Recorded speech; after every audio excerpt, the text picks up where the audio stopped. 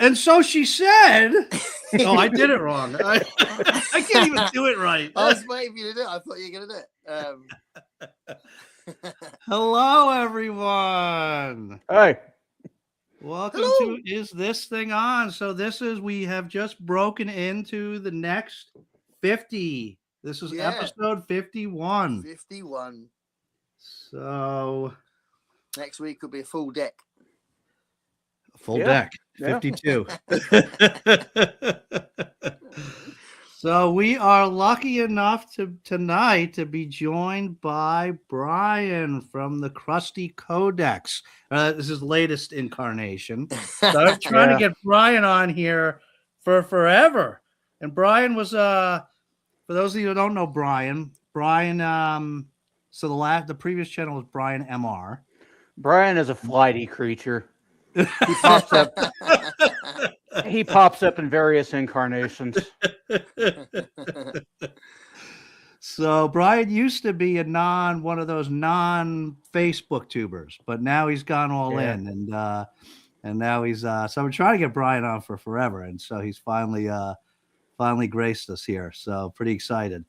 Yeah. And so Brian, what do you you want to basically tell everybody about your channel and its current form and what you do there? And well, it's nothing unusual for the world of BookTube.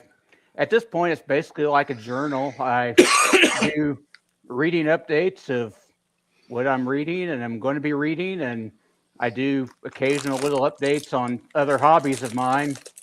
That's about it at this point. It might expand to other things, but I don't plan very well. I just kind of take these things as they come. So it's a hobby, you know.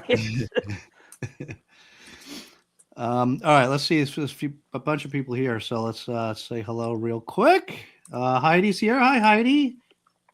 How do you like Boomer? What's that mean? That's probably for me because I'm reading The Black Tongue Thief. Yeah. And Heidi's been talking to me about it for ages, recommended ages and ages ago. And I love the beginning. Absolutely love the beginning. It's such a brilliant opening. And then it sort of like started plateauing a little bit.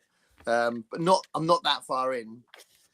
But I've been juggling quite a lot of reading this month. I'm quite pleased with how much I've read, but that one, I haven't got that far with it now. So I was reading it right at the beginning of the month and I should have finished it, but is Bullman one of the characters, or is that the author? He's the author. Christopher Bullman's the author. Yeah. Oh, okay. I can't even remember the name of the character actually.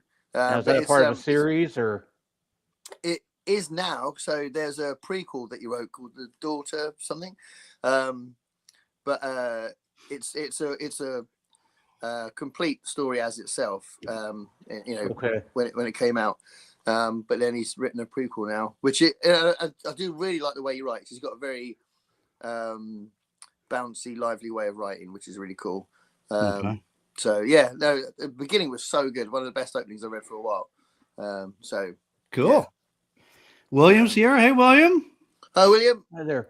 Julie's here. Hi, Julie. Everyone, it's that liminal space between the scheduled start time. See, Ryan? The deepest of mysteries. Actual start time. But Gareth got smart, and he started scheduling a couple of them at like 6:05, 6:10. Yeah. So that take the pressure off. But I think we were still late. Yeah. Constance is here. Hey, Constance. Hi, Constance. Hello. Pat. Hi, Pat. Hey, Pat. Hey, Pat. Saying hi, Hi there. Brian. Buddy Ice is here. Hey, Ice. Hi, Ice. So my buddy Ice, I think I told you. So Ice was the one that gave me the book blather plaque and a couple of the book blather sign and stuff like that. Oh, that's cool. But he moved out of state some time ago, and I don't know if I already told you the story, but we have like a friend group. The four of us get together periodically and do birthdays and all that kind of stuff. But Ice moved, and so now we actually I'm very proud of us. We just kind of took it virtual, and we still do our get-togethers. So 3 of us get together here, and Ice, we put him. I have the iPad on a stand that we just roll around. So he's like a robot member. you know. And like even like when we were out in the pool, we brought him out by the pool, you know, and stuff. It's pretty cool. So we're doing that this Saturday, actually, celebrate somebody's birthday. So pretty excited about that. Wasn't he called Agent Ice before? That's got all a different meaning now. What do you mean? Well, Agent Ice, Ace, and Ice Agent. Oh, Ice Agents. Yeah. No, he's Agent Ice because he is his favorite. I think favorite, isn't that right? Isn't that right, Ice? His favorite superhero is Iceman from the X-Men. Oh, yeah. Oh, okay. So we all met actually at the local comic book store. That's how we became friends because we're all comic book fans. So what's your favorite comic book character then, Dave? Probably the Green Lantern. Oh, that's interesting. Yeah, Green Lantern or Flash. So yeah. Well, who's yours? Superman, probably, right? No, Batman. Batman. Yeah. Yeah, that's what a lot of people would say, even though he's not really a superhero. But anyway, you got a favorite superhero, Brian? I said comic book character. That's what I said. Oh, that's true. He's a comic character. Well, I probably would have said Batman, but you shot that down. I tend to like particular graphic novels. I liked From Hell a lot. I just read American Vampire. That was a lot of fun. So, yeah. I remember you talking about that one. From Hell, is that that's not Constantine. That's Alan Moore. That's the Alan Moore one about Jack the Ripper. Oh, okay. Yeah. So you're more into research, you're like more into non-superhero comic books? Yeah. I don't have anything against comic books. They just weren't a big part of my reading growing up. So I'm slowly catching up a little bit more, but I'm just not that familiar with them. Yeah. You Gareth, you prefer the superhero ones or the non-superhero ones? I think I end up buying the non-superhero ones, partly because there's so much of the stuff that's superhero ones, but I do buy Batman ones, the graphic novels. And I will read the others, but I know when I was a kid, I used to read Iron Man and Spider-Man. I remember that. Okay. And I love Spider-Man, but yeah, there's something really cool about the whole concept and design and everything about Batman, which I think is really good. But did you like you say, he's not a superhero, is he? Well, he's just a lunatic with a lot of money. Give him a pass. With a lot of toys. Did you read a Spider-Man fan, or was that just as a kid? Did you ever read Superior Spider-Man? I didn't. I used to. I can't remember what I used to read, so I used to buy it around the corner when I was a kid. I used to go to the newsagent. Yeah. And I'd get a comic. But it was literally when I was a kid, so I had no idea what I was reading because I stopped after a few years. But I do remember those two in particular, Iron Man and. I mean, I probably read other things like, you know, something tells me I read the Mariner, you know, Newmar, I think his name is, isn't it? Newmar? Namor. Yeah, Namor. Namor, yeah. I think I read his stuff, Submariner, and a few other bits like that. But yeah, it was so brief and so long ago. I was really little, and I'd just go down the shop and I'd, you know, say to my mum, "Can I have a comic?" And I'd get Spider-Man or whatever, you know. Yeah. I mean, also the other thing is there was this thing. There was these British comics that were more my style actually, which weren't superhero stuff, which were like cartoonist stuff, like the Beano. You know, you probably know the Beano, right? And Dennis the Menace and all that. You know the Beano? I know Dennis the Menace. I don't know Beano. Did you hear that, Brian? You know Beano is? No, I don't. I don't think there's a more famous one. British thing. I think the Beano is the most famous British comic like that. Yeah, and they were like strip cartoons for boys, really, not even necessarily for general kids, but for boys. And I used to buy a lot of those. So I suppose my comic consumption when I was a kid was the whole cartoonist thing rather than the serious comic book hero stuff. It was just jokey stuff, you know, like about kids being naughty and stuff, you know. Yeah. Yeah, like if anyone's watching this from the UK, Whizzer and Chips was my favorite. I remember Whizzer and Chips was Wizard and Chips. Whizzer, so WHIZZER, Whizzer and Chips, and it was a weird comic because it was like you one was Whizzer and then you flip it over, and on the other side it was chips. But they were both the same. It's just they decided to do that because they thought it was cool or something. I don't know. But and I used to read the Beano as well. Now I've heard of that Whizzer and chips. Have you? I don't know anything about it. I probably heard it mentioned on a TV show or something. But yeah. That's good. British comic thing is quite a big tradition, really. You know, like the Beano's pretty famous, so you may recognise some of the imagery if you saw it.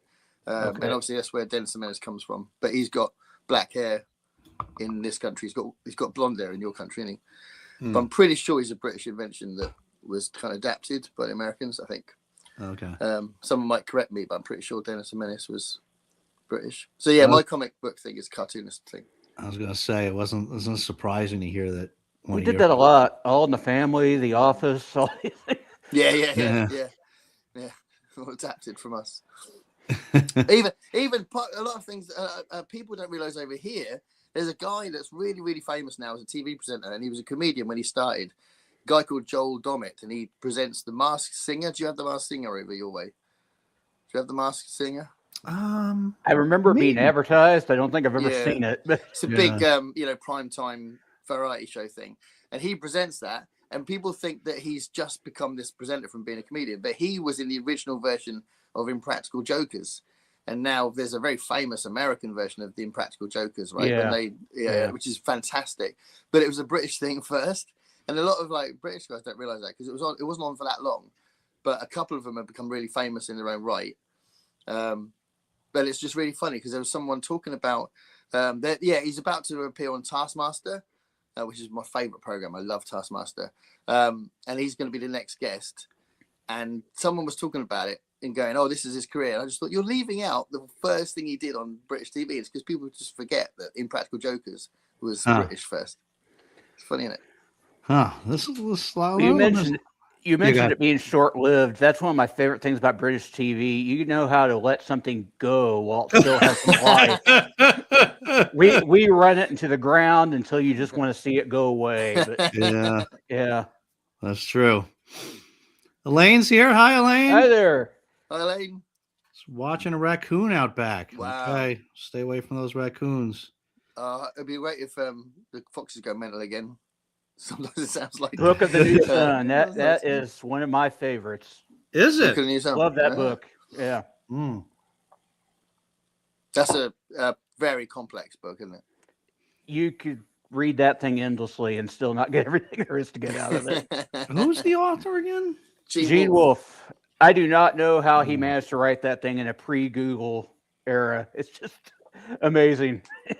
I first discovered Gene Wolfe in the Twilight Zone magazine. Because there was a big feature about him, and there was an original short story in one of the issues by him, and that was the first time. That was like 1987 or something. That was when I first discovered him. But I haven't read that much by him. I haven't read those.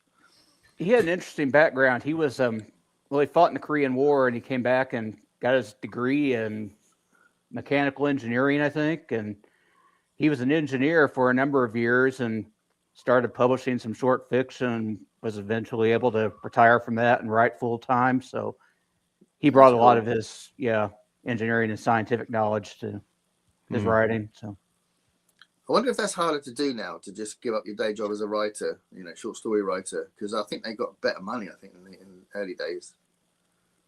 I think maybe someone. You think so? I think so. I think it's harder. I don't know. I think it's harder to make a living out of it now. Well, I'm guessing the magazines probably make quite well. Yeah, probably the circulation of the mags has gone down significantly, right? Yeah, that's part of the internet. Yeah. Like I know one of the big ones was that I've read a few issues of that.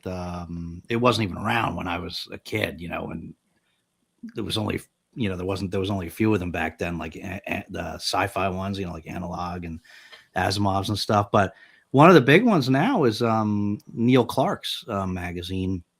And you don't even have to pay for that. You can just read it like free online. You can, get the print versions to help support them, but and that's considered one of the better ones. So, but that's the problem, though, isn't it? That's like doing really well, but it's free, and he's not getting paid. So, you said you can pay for it if you want to support him, but obviously most people won't. So, there is a problem at the minute with creative stuff being respected or being kind of seen as just free, you know. Yeah. Yeah, that's what I'm saying. It's got to be harder to kind of to pony up a lot of cash for the authors. No, Elaine, I'm sorry, I haven't started yet. I wasn't too worried about it because you read it before I even started, before I could get started. So and you told me not to worry, so I wasn't worried. It's not the same, is it? When someone you're buddy reading finishes it, I'm cool.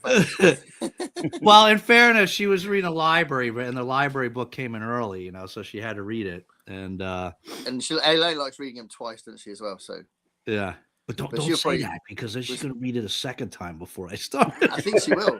Well, I'm reading Dr. Sleep with her next month, and I think she'll probably finish that before I do.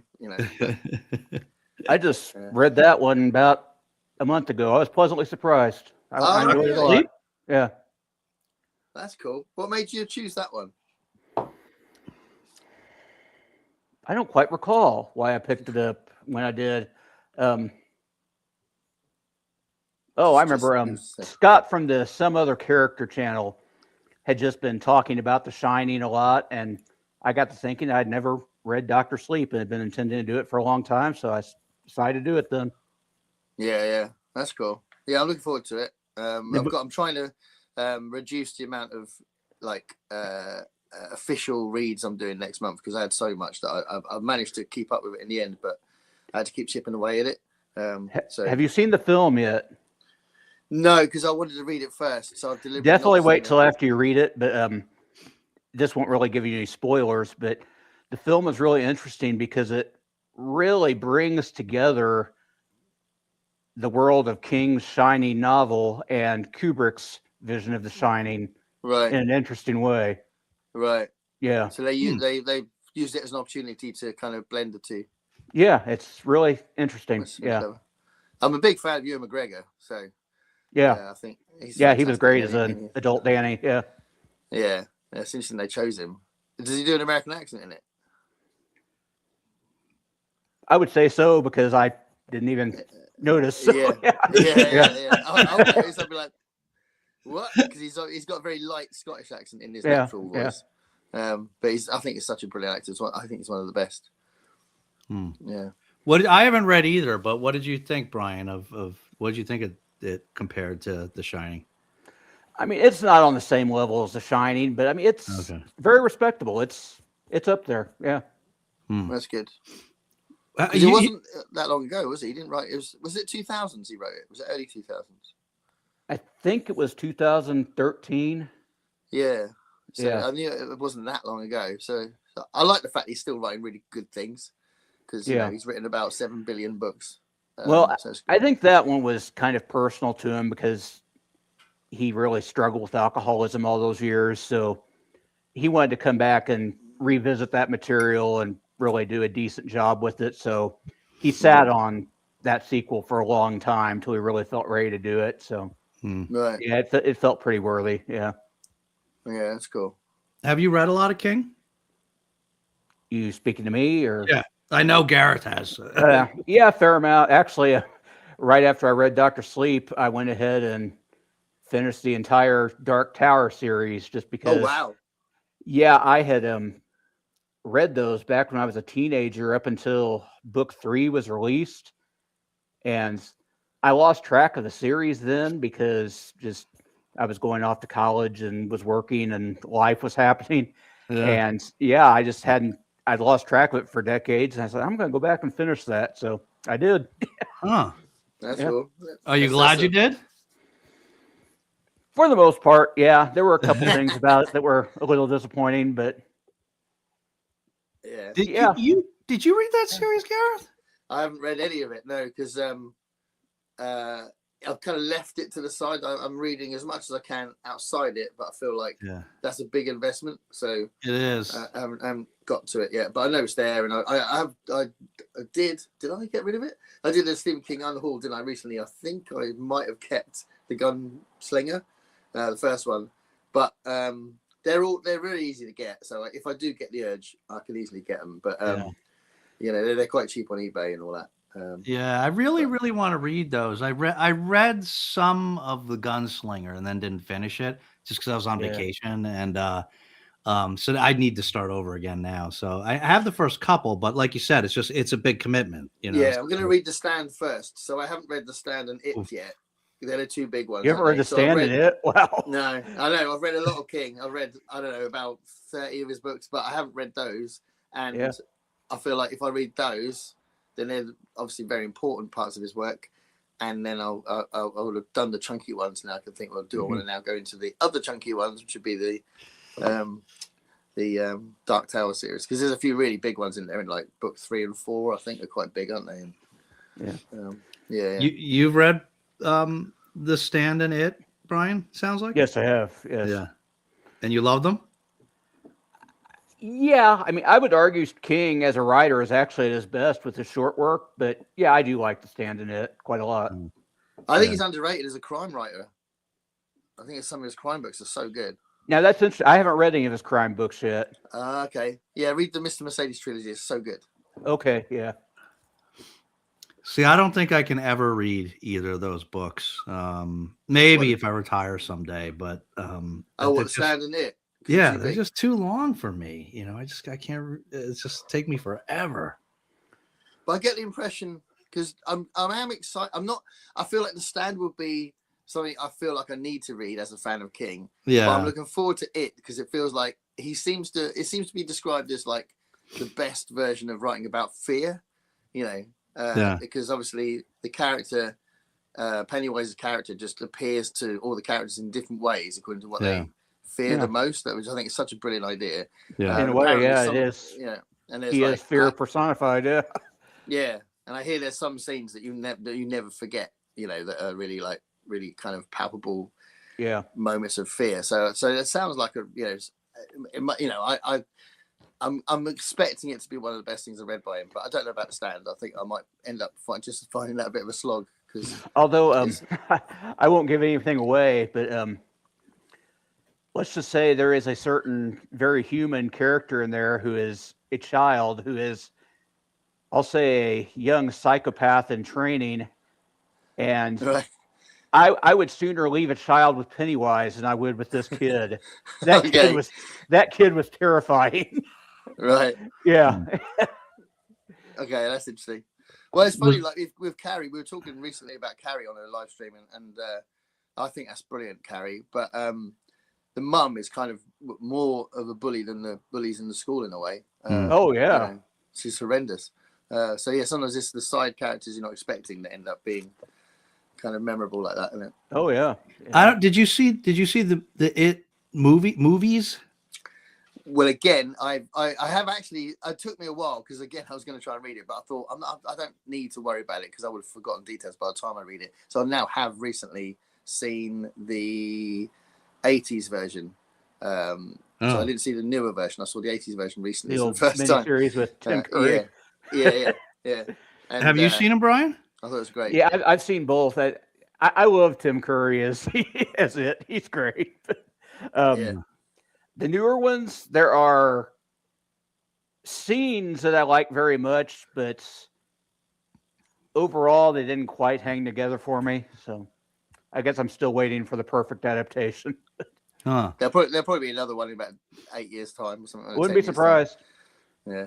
I loved him. I finally I already told Gareth, but I finally said I like to read the stuff first, but I'm like, I'm never gonna read it, so let me just watch the movies because everybody's talking about them. Mm-hmm. So I watched the newer ones, and I loved them. I loved them. But I don't remember this kid you're talking about. Was he in the movies? There's a character by that name in the movies, but he is toned down. That the movie would be well into NC-17 zone if you fully portrayed this kid. Yeah. Yeah. That's interesting, isn't it? So did you think that was one of the interesting parts of the book? And then you're like, you watch it go, well, why is that? Why have they done that? Yeah. Yeah, to me, that's the problem. You read that book and there's so much you just couldn't do in a movie if you wanted it to be financially viable. I recognize that. Yeah. including the full nature of this entity, Pennywise. He's not just a demonic clown or whatever. He's basically a Lovecraftian, what would you call it? God almost. And yeah.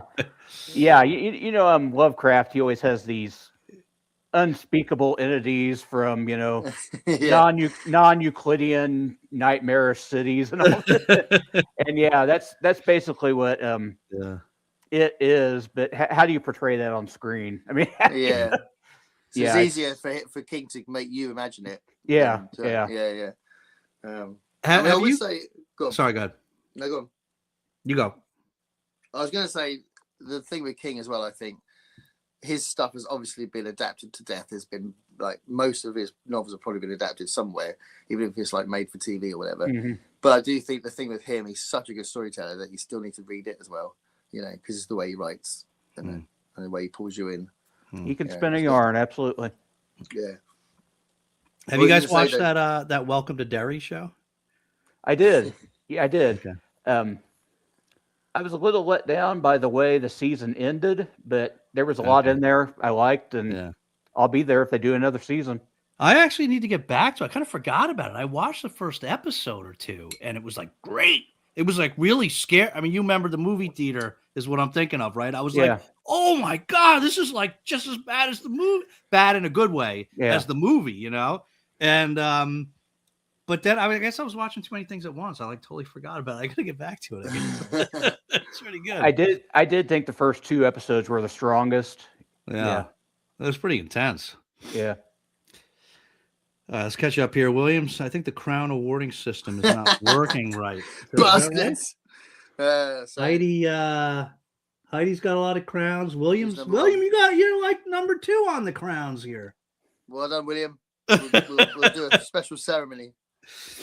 Christopher Bloom is my favorite author. So what else does he write? Gareth? Between Two Fires is another one. I've heard a lot. A lot of people like that. Yeah, that is actually, I've only ever seen it in the wild in America. And I saw it. I was like, oh my God, I might get that. And then because I'd already decided to read Black Time Thief first, I thought, well, I'll get that first. But I've never seen it I don't know if it's even printed over here because I've only ever seen it either on eBay or something or in a shop in America, in New York. So, I don't know. Okay. I'm changing my name on platforms. Yeah, that's actually got to be a real pain in the neck. I hadn't even thought about that, but you got a name like that, you got to change it everywhere. Yeah, it's weird, isn't it? Because he's got this great idea, like, oh, I like Iceman, I like X-Men, that's cool. Yeah. Nothing wrong with that. But now it's got these other connotations, isn't it? Yeah. Everybody's just going to naturally assume it means something else. Favorites. Iceman, Batman, Flash, Green Lantern. Flash is one of my favorites too. You guys like Flash? Yeah. What did you think of the last Flash film when Michael Keaton was Batman and all that? I'm trying to remember. What was his name? Ezra. What was his? Ezra. Yeah. Ezra something. Yeah, that guy. Yeah. Ezra something. He went kind of like crazy afterwards, right? Didn't he? Well, he was arrested for dodgy stuff, so I think that's part of the problem with the promotion of the film. I thought it was brilliant. I thought it was a really good film. I don't know that I saw it. I loved the show, but I don't know that I saw that movie. Give it a go, because I think it's really good. Huh? Okay. And it's so cool having Michael Keaton back as Batman as well. And I was about to ask that. I remember Michael Keaton as Batman way back in the day, but Flash wasn't in that. Yeah. It was like early 90s. And then he did 2 Tim Burton films, didn't do it again. And then they had this idea, well, if we're going back and he's going to mess around with time, then, he goes back and Michael Keaton's Batman. And it's just so cool because he's pretty. Yeah. Yeah, that's a pretty cool thing that they've been doing with some of the superhero stuff is bringing back the old actors that played them to be different universe versions of them, and they've done that with a few of them now, right? And they did that with the Spider-Mans, right? That was so good. That was good. Together, so cool. Yeah. Comic book store makes me think. I Big love Bang Spider-Man Theory. films. Missed that show. Yes, but there was a great spin-off. Did you guys watch that show, Big Bang Theory? Yeah. You, Brian? Yeah. You guys Yeah, I know don't about thi- the spin-off? The Young Sheldons. Oh, series. yeah. No, yeah. not Young Sheldon. Not that family stuff. There's a new next spin-off coming. Oh, it's not out yet. It's not out yet. It'll be out Okay. soon. It's called Stewart. It's Stewart centric, and it's Really? like Stewart. It sounds awesome. I think it's called Stewart fails to save the universe or something. But Stewart and it's so the main. It's all the ancillary characters that you loved. It's Stewart. It's the that geologist guy. What was his name? Bert. Bert, Yeah. Kripke, and then somebody else, maybe Stewart's girlfriend or somebody. And so it's more sci-fi. So Sheldon invents some device Wow. and then they end up going to like different universes. It sounds amazing. That's cool. That's good. I will say with the Flash series that we watched it as a family. So when it first started, both kids were at home. So it must be quite old now because my daughter's 30 now. We watched it as a family, and we were all really keen on it. And then after a while, I got a little bit Flash fatigue from it. It felt like really samey, like the same plots all the time, just with different costumes, but the guy who played the Flash I thought was fantastic. What's his name? Grant Gustin. Yeah, I thought he was really good. He was really good. And a couple of other guys. Yeah, the guy that was his like sort Wells of father figure, the Wells guy.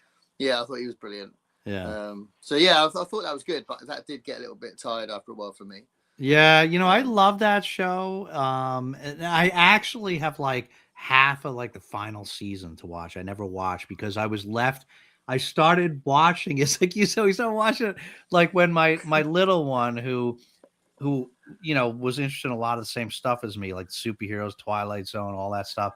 We watched a lot of those superhero shows together when we started that when she was little, Yeah. My wife and I had already watched some Flash, and this was like one of my greatest memories of her with her is I introduced her to Flash. I had already seen, the first season or two, but I introduced her to it and she immediately hooked. And I remember we spent an entire Sunday. We sat there, just me and her, for like 10 hours watching the Flash, you know what I mean? And it was like brilliant. Such a great memory. And like, but then, she got older, right? It was on for years. Yeah. And eventually she lost interest. Well, that's Brian's saying, probably too long. So she could have been cancelled and never was. Yeah. So my wife and my daughter abandoned me, and I had to try to finish it myself. And that's always not quite as much fun. But I tell you what, though, you just reminded me that one of my favorite things about being a dad was the moment when they got over a certain age, and it was like, right, we're going to watch these things together now, and it would be like watching horror films or classic films that they couldn't have watched as a kid.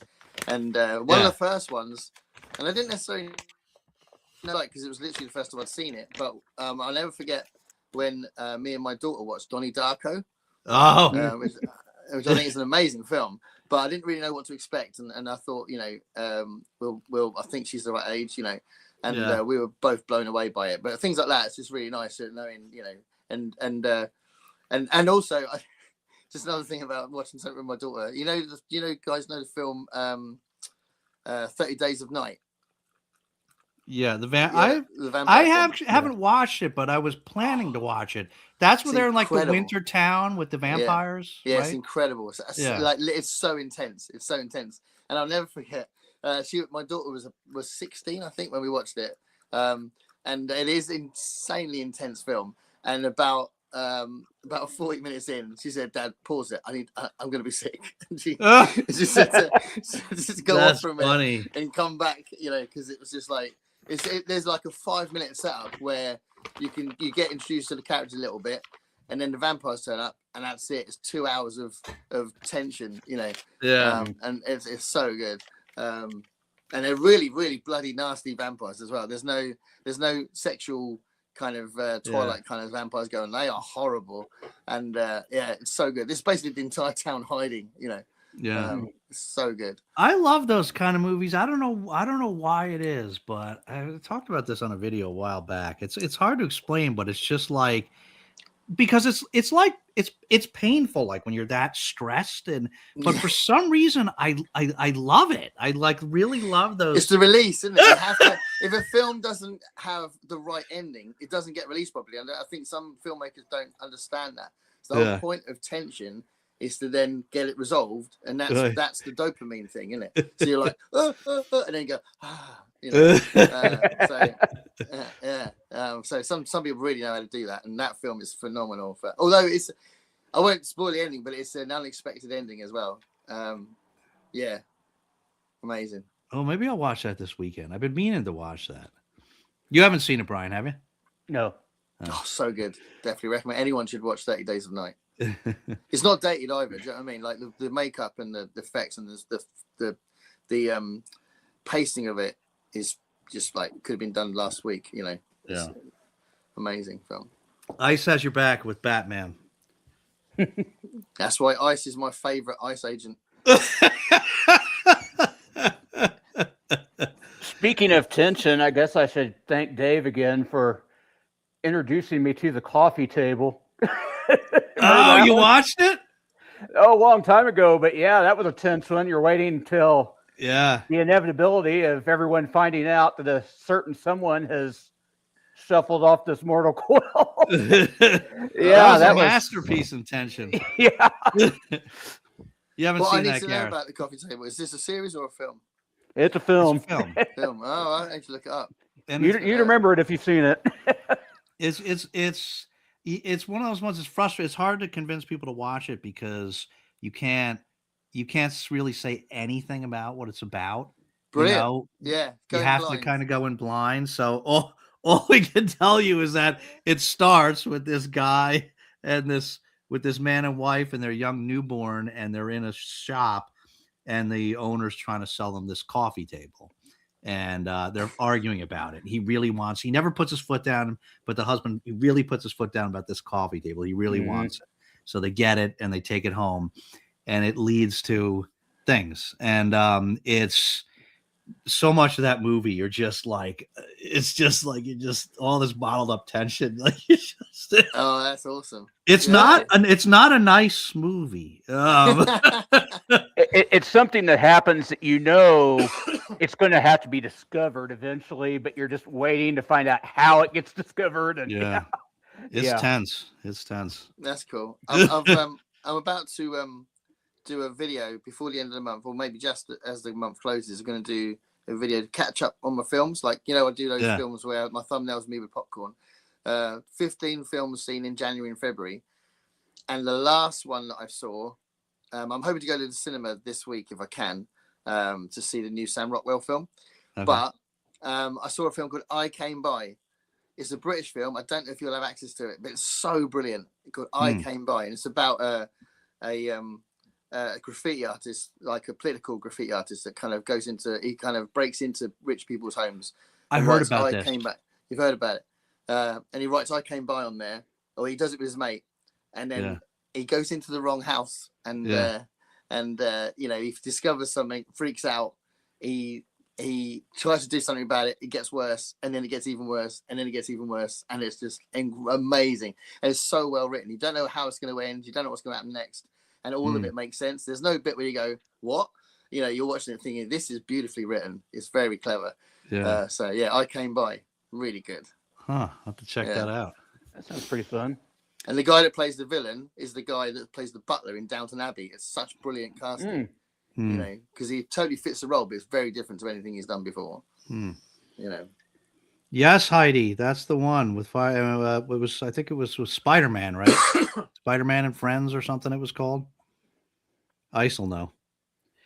Hey there. Oh my God, our guest is Brian. Yes.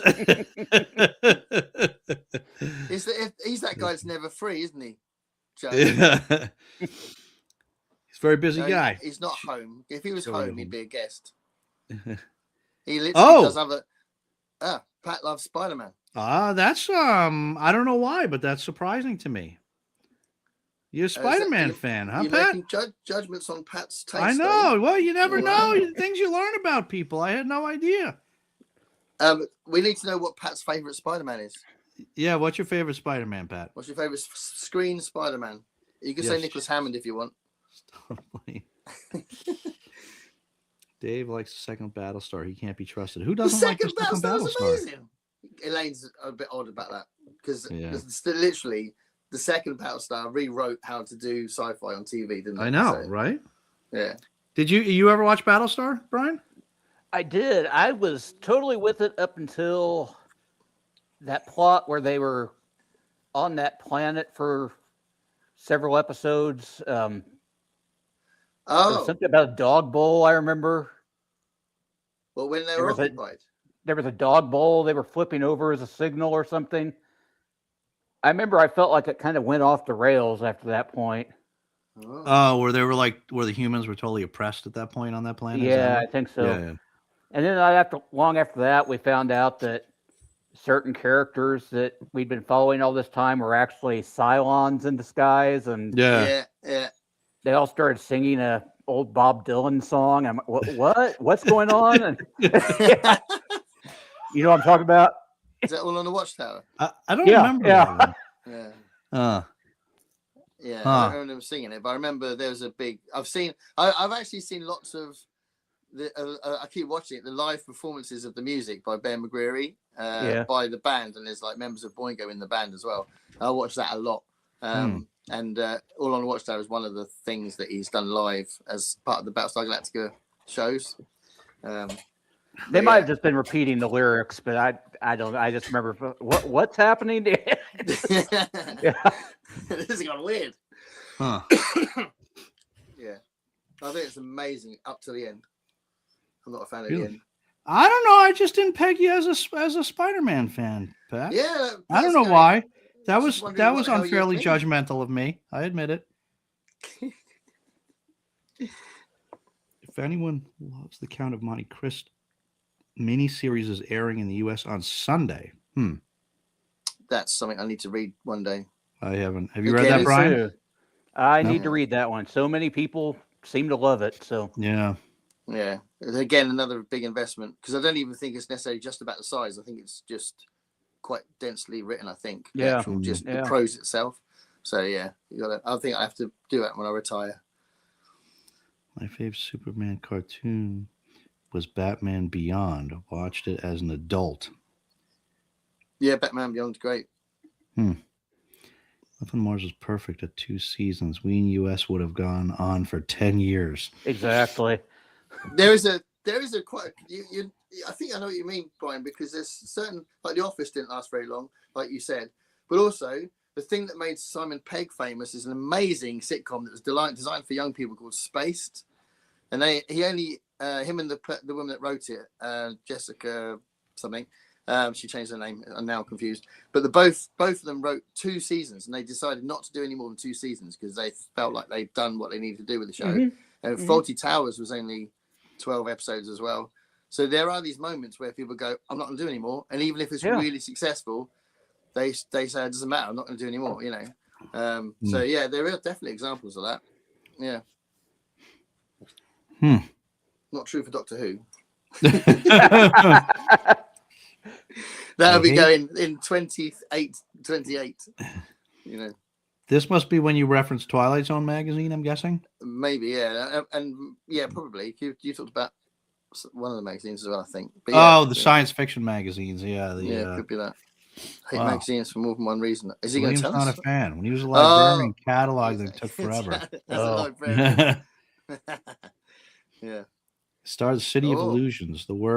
That's the third one. Heidi, you're ahead of schedule. We're not into March yet. I didn't even read the second. Did you read the second one yet, Gareth? Yeah. Oh, you did? I managed to keep on track, because I felt like it's my event, so I ought to try and keep on track. I know. And yeah, it was. I thought it was better than the first one. I thought it was good. I still don't think she's the Le Guin we know yet. So I'm hoping City of Illusions is when we start going, okay, this is very special. you guys have been catching my attention with all the Le Guin reading because I am embarrassed to admit I have read none of her novels. I've read some short stories, but yeah, I really need to take a look at her novels. Short stories are good as well. It's not too late to jump in the Le Guin event that Gareth is doing. Start from where we are. Just start from City of Illusions. City of Illusions? Yes, the next one is March. And then after that, it will be Left Hand of Darkness, I think.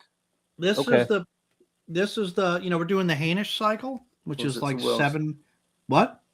So I'm wondering if it's either Left Hand of Darkness or the word for world is forest. I'm not sure. Go on. The 4th one? Yeah, what's the 4th one? I've got the box set there. Hold on, I can have a look. But this is like the common way to get the first couple books now, Brian. There's the first 3 books are in here. Okay. But they're self-contained things. You don't have to. They're very loosely connected. It's just like they're kind of in the same universe. You know what I mean? But there's independent stories. But the first 3 books, they're not. They're each pretty short. So I'm just going to be starting the second one now. What happened to him? Well, I know one of the short stories I have read of hers was Simley's Necklace. Yeah, that got expanded to a novel, didn't it? Yeah, that's the first. That's the prologue of the first book in here, Rocannon's World. Okay. Simley's Necklace. It was called. It was a different short story first. It was called the Dowry of Angiar. And then it was added as the prologue. A couple years later, Rocannon's World came out, and that became the prologue. And then later, when that short story was republished as a short story, it was called Simley's Necklace. Okay. Yeah. That was the best part of Rocannon's World. I hate to say. No, I agree. I think it was the best bit. I don't think it got bad, but it got a bit ordinary. Do you know what I mean? Yeah. It wasn't bad. It was just like everything else. Yeah. But she does get extraordinary later. But yeah, Left Hand of Darkness, I was right. That's the next one.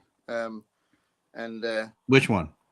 That's our 4th one. After City of Illusions, it will be Left Hand of Darkness, which is her most famous book. Oh, okay. Yeah, I'd definitely like to jump in on that one. We definitely need to do a live stream on that one as well. So I'm hoping we'll do a live stream soon on where we are with what we've read, because there are some people in the Voxer chat that's like really loving the 2 that we've read. And Pat's been doing some great quotes from the introductions in here. So there'd be lots of good stuff to talk about. And it'd be nice to do one before we cover the really big books as well, I think. Just to introduce people to Le Guin and stuff, Yeah. So Constance loved Dr. Sleep, thought it was very scary. It's a good movie. Yeah. There is a scene in Dr. Sleep. I don't want to give anything away here, but it's, in my mind, the most disturbing scene in the film, but evidently it was going to be a lot worse. And Stephen King himself, when he saw a rough cut, said, "You have got to cut back on that. It's just too much." Really? And he did. So, yeah. Was it something from the book, or was it something they invented? Yeah, it's in the book, yeah. But right. yeah, he I'm kind of curious about what the original scene was like now, because it was disturbing enough what did make it. So. Right. Yeah. You imagine sometimes he'll write a scene and then he'll go, "Jesus, what have I just written?" Yeah. So Elaine's not going to read that one the second time, because she read A Handmaid's Tale twice, but I guess not this one, not the sequel. I also don't like short stories published in obscure magazines, especially when those short stories are part of a wider shared universe. Yeah. It can be frustrating when you're trying to find something and it exists and you can never see it anywhere. I get that point. Although, in fairness, yeah, I mean that's true. Although, or I guess this was probably more so in the old days, but a lot of the books that we know and love started out as serialized short stories. Yeah. Right? So back in the and it's a great thing when you do find it. I mean, I recently found Enemy Mine, and I've been looking for that for years, and that was great seeing that. I was like, "Oh my god!" And then, you found the original magazine short story. Yeah. I bet that's worth. Did you look it up? I bet that's worth some money. Maybe. I'm.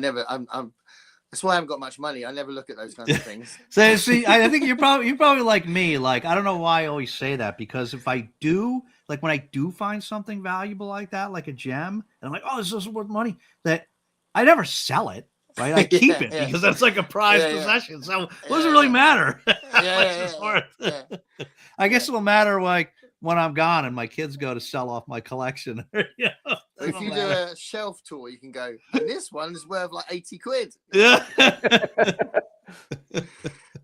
Talking of that, actually, just quickly, I wanted to talk about, where is it? Yeah, this was quite cool. So I did a recent video about Ray Bradbury, the fact that collecting his stuff is mad because there's lots of repeats and all that.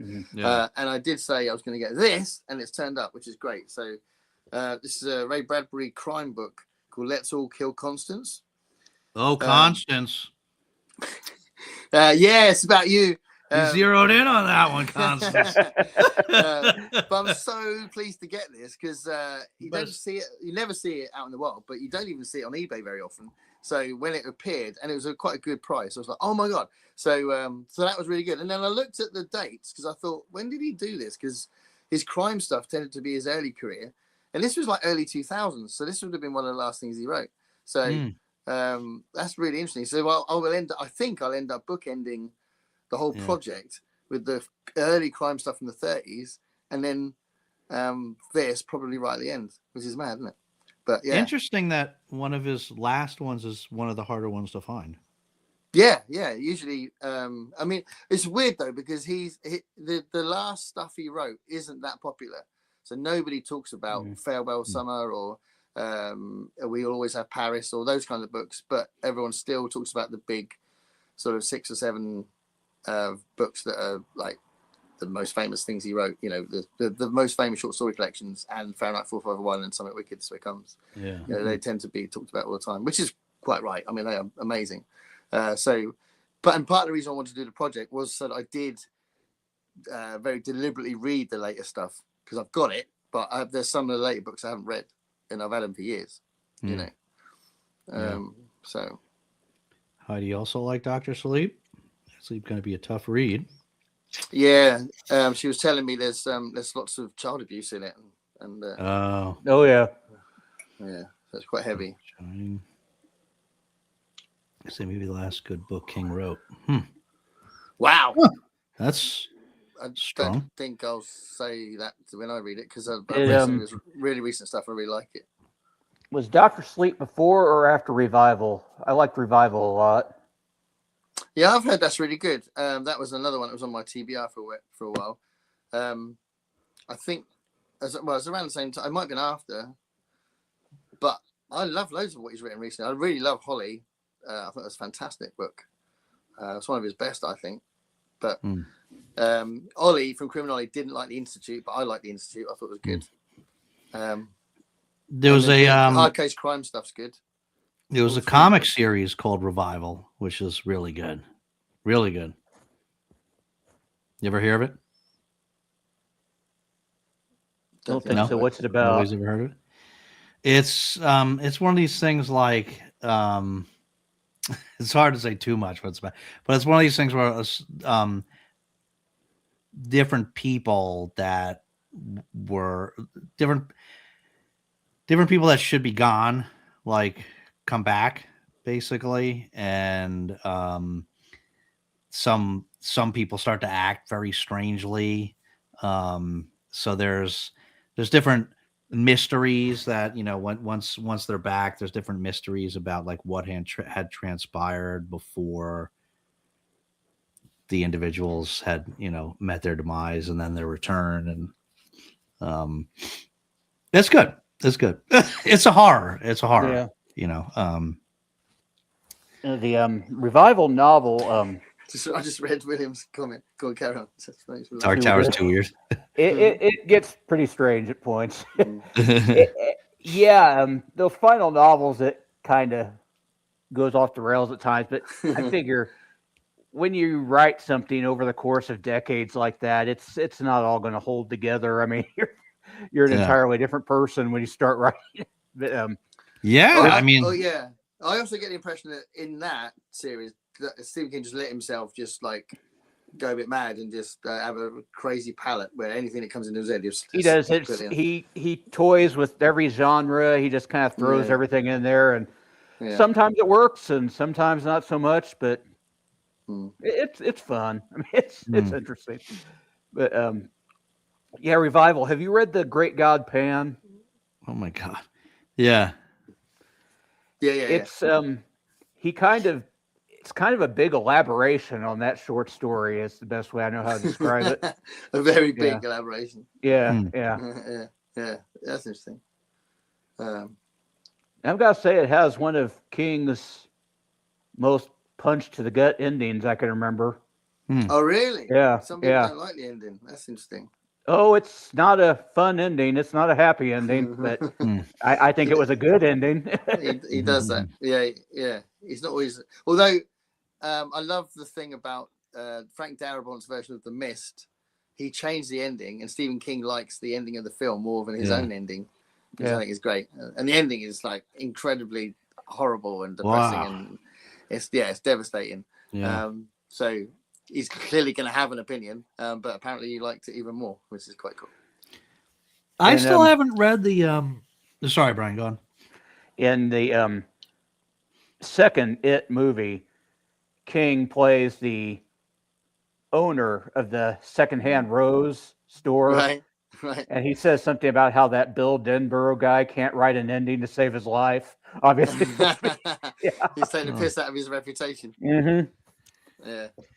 I liked King's ending, so I probably, that's why I've only got, I'll probably lose subscribers every time I say it. But I think every book I can think of, I like the ending. I can't think of one that I didn't like the ending. I don't know. I don't know why I'm so, because that must be me. I must be like an idiot. But I like his endings. I can think of some where I think he didn't quite land it, but I think that's overstated.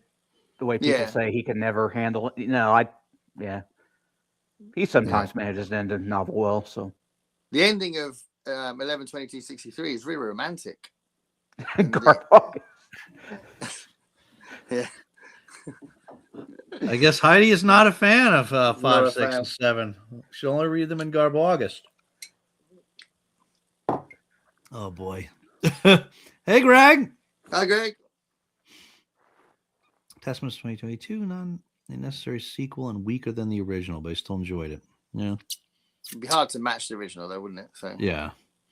Fave King is Under the Dome. Tom Gordon, Doomickey, and Dreamcatcher. How do you guys feel about those? Have you read those? I have not, I don't think. No. I like Tom Gordon, and I read some of Under the Dome, but I haven't read Doomickey and Dreamcatcher. I've heard good things about Doomickey. I need to. They're not the ones I think of, actually. So I think me and Heidi might have a different take on King. Nice. The Three Blues Men. Fair enough, Greg. Fair enough. HBO series was great. Of which? Oh, of the Handmaid's Tale? Is that what William's talking about? No, I think we were talking about something else. I remember him putting it up. What was he talking about? So he was talking about the Testaments. And then... maybe it was just talking about that.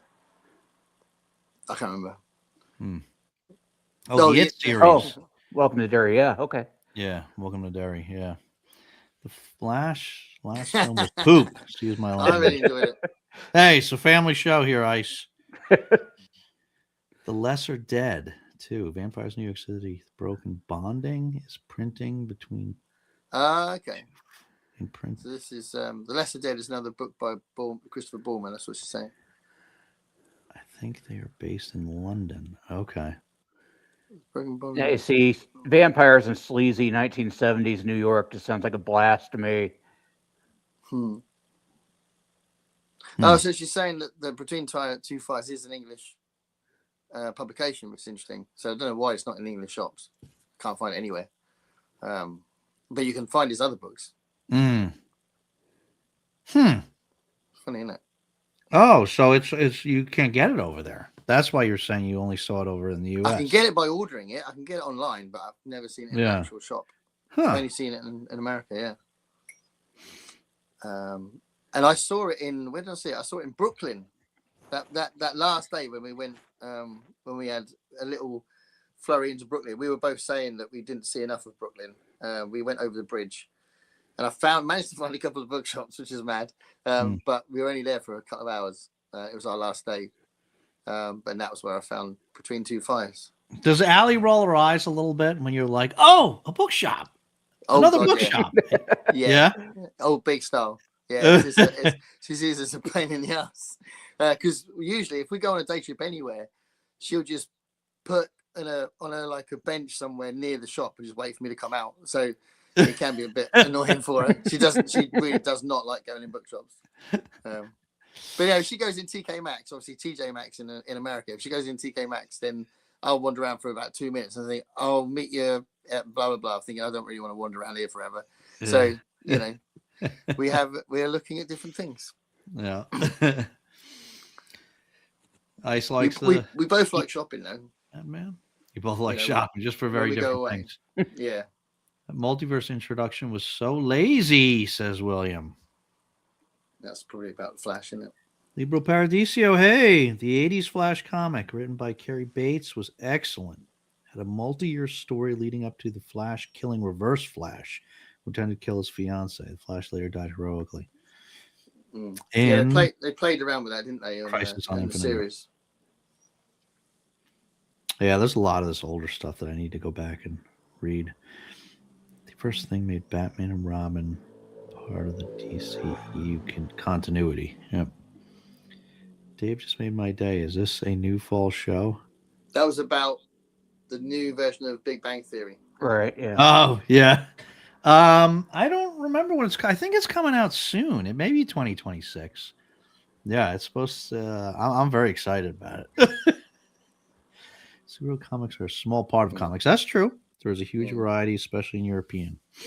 Yeah, it's funny because my default was always to go, I didn't really read that many comics, but it was like, no, I've read a lot of comics, but they were cartoonist comics. Yeah, they were strip cartoons rather than superhero stuff. They were funny. I want these people to make me laugh, and superhero stuff to be too serious.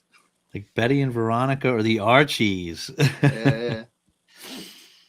I'm thinking Asterix. Asterix, yeah, I used to read Asterix as well.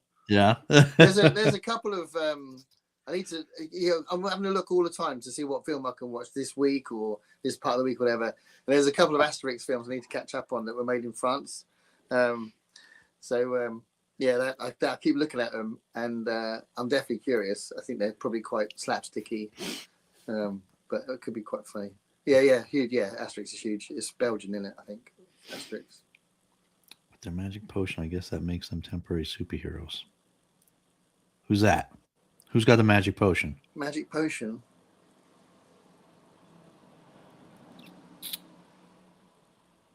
I don't know. I don't know. Vampires have breath you can see in winter. I like this question. I can't remember. You want to take that one, Brian? What's the answer? Yes. Do they have breath at all? I'm going to say no. I don't think they probably have breath at all. I don't remember if that's a thing in the film. It's a very cold film, where it is. Yeah. She's talking about the 30 Days of Nights. Yeah, right? she is. Yeah. More or I less used to read 2000 AD as well. I used to read my mate's copies of 2000 AD, which is obviously where Judge Dredd comes from. I used to read that. Sandman. A lot of those other ones. Some of those other ones are just American ones, and and Sandman was huge over here, but I never got into it. I was too old, I think. I was just beyond when I was reading comics. Working in the comic channels like For the Love of Comics and Earl Grey, which discuss a huge variety of comics from all over the world. Oh, okay.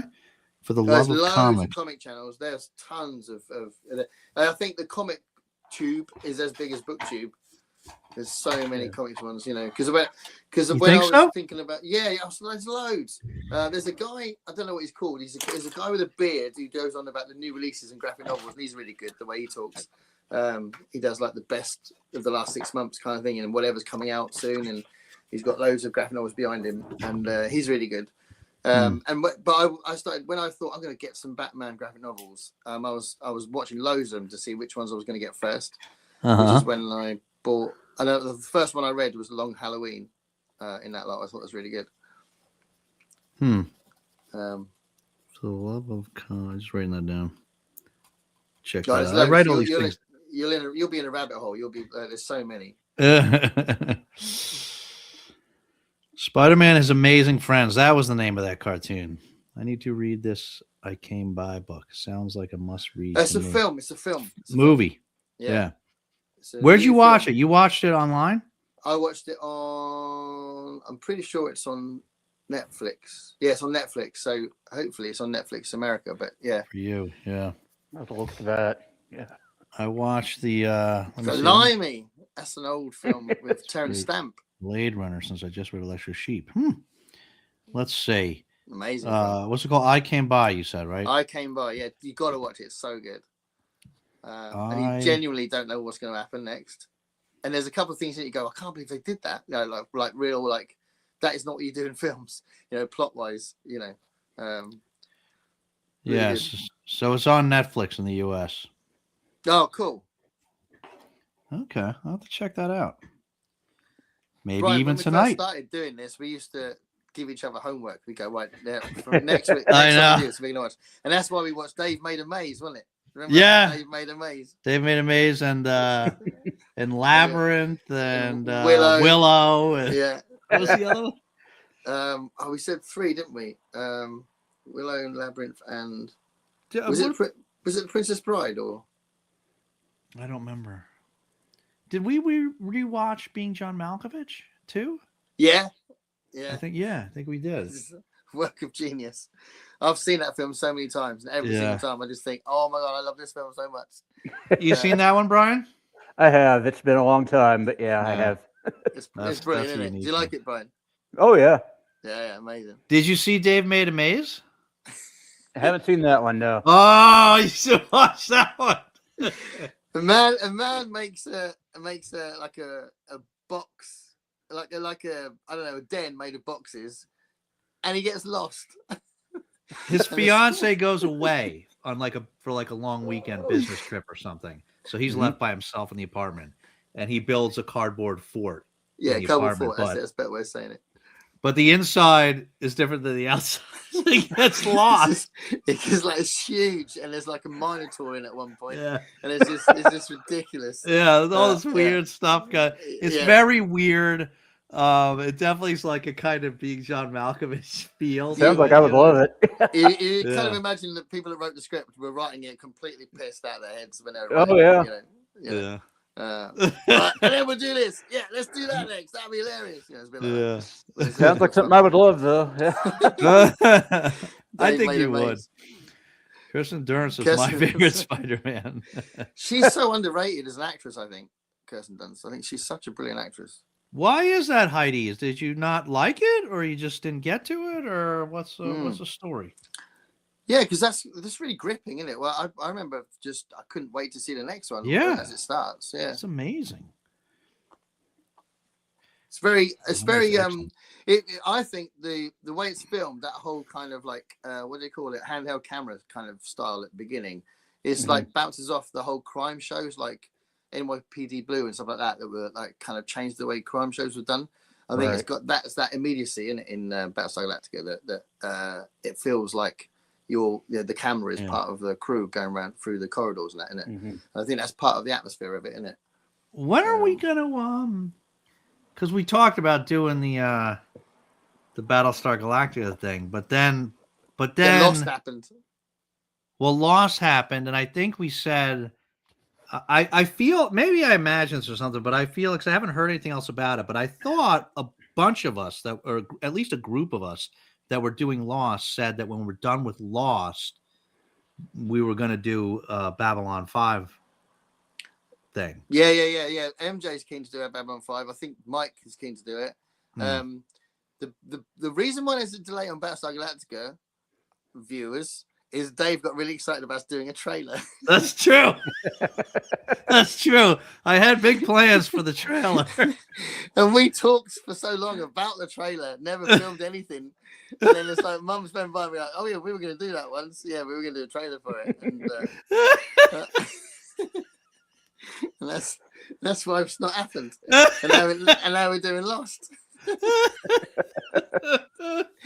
It was a great idea, but it would have been really funny. Yeah. But, Well, we'll do it eventually. We'll do it Yeah, eventually because yeah. I mean, one watch along is that's enough of a Well, commitment. there's another series I wanted. I've actually borrowed my friend at work's DVDs of this, but I want to do my own rewatch of a series that's really famous over here. I don't know if it's famous over in America, called Blake 7. Oh yeah. I Seven. want to watch that. I think we It's- probably talked about it. It was one of my favorite shows when I was a kid, and it's Yeah. literally like, it's not like any other show because all the characters hate each other, and they're like really reluctantly working together, and they literally have some scenes where someone's dying. This is like the early 80s. Like one of the main characters dying, another main character could save them. They just walk off and go, "Nah, you're getting on my nerves," and then they'll just walk off and leave them to die. It's like, it's really like different. And there's a couple of cheesy elements, like obviously the effects are terrible because they had no budget. But for the time, they were good, weren't they? Yeah, it's brilliant. It's the script is really sharp, and I think that's what's great about it. It's got an infamous ending, which I won't spoil, but it's again, shows didn't do what it did at the ending of it. But Blake, I definitely want to watch Blake 7 again. So if you want to watch that with me, then I definitely do. It's 4 seasons, and it's brilliant. I think cool. Actually, I think I looked into it. I think it wasn't. I think I didn't have access to it. I think I would need to buy DVDs or something. Let me see. But that's always changing. Blake 7, because we didn't. It's written by the guy who invented the Daleks. 4 seasons. Really? Yeah. So he wrote the first Dalek story for Doctor Who, and he kind of wrote other things for it, and then they came up with the idea of Blake 7 and wrote that. So it looks like the first 2 seasons I'd have to buy them, but I can buy them digitally. Oh, okay. The first 2 seasons. So they're the best seasons. Yeah. I mean, I would do that, when you want to watch it. That's Although okay. after season 3, Glynis Barber's in it, and she was one of my early crushes. She plays a character called Sue Lin. You might know. I don't know if this is famous in America, but she was a character in Blake 7, but also she was in a duo cop series called Dempsey and Makepeace. Was that famous over your way? No, I don't think you ever hear that, Brian. Dempsey and Makepeace. It's like what's her name again? Glynis Barber. I'm gonna look it up. Do you know how to spell it? Glynis is Glynis. It's a Welsh name. Glynis Barber. Okay. Yeah. You check her out. Yeah, I recognize her.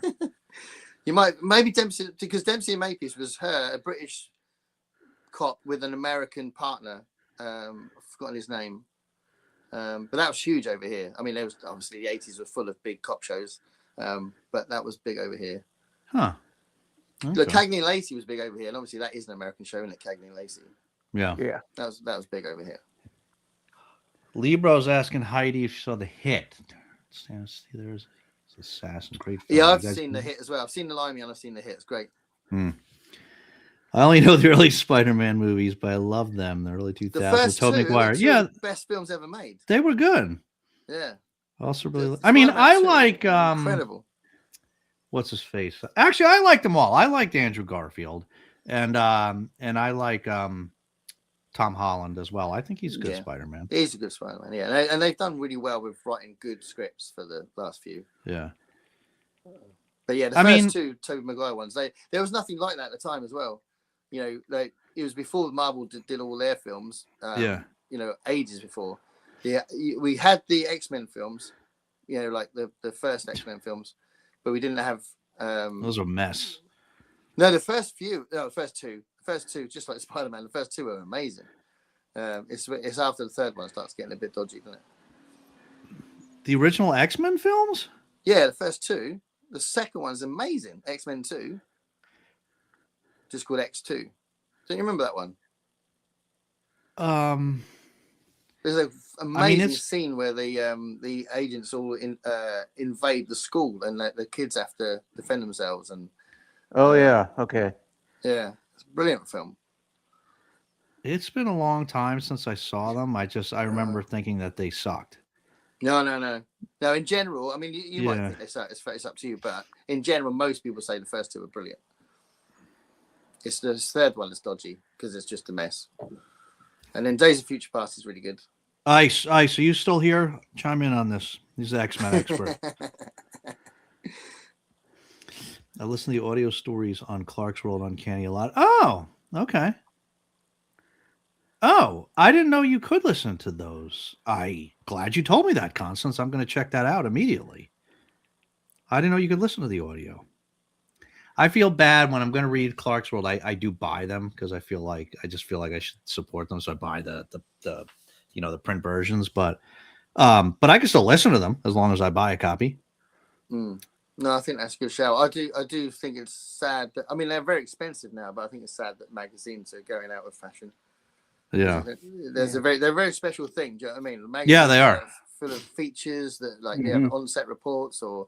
Yeah, it's just something that you don't find anywhere else except in a magazine. Yeah. Interviews with actors or interviews with writers or whatever. It's cool. Yep.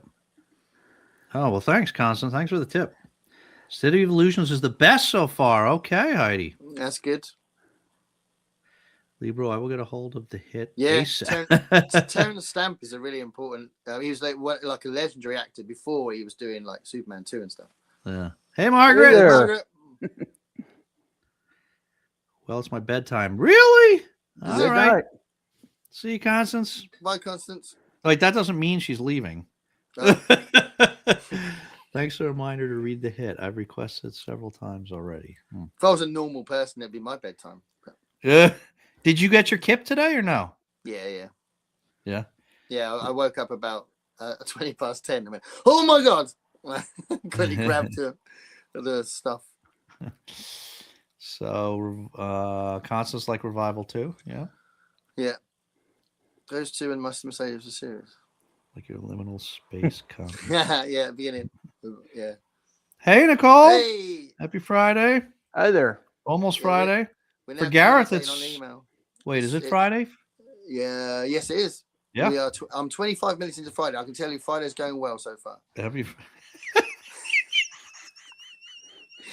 I always want to send a message to my American friends saying, like, in the new year, going, the new year's working out all right so far. Small victories, right, Gareth? Small victories. You got to take them where you find them. Yeah. Well, yeah, 'cause it's going to get worse in about 6 hours.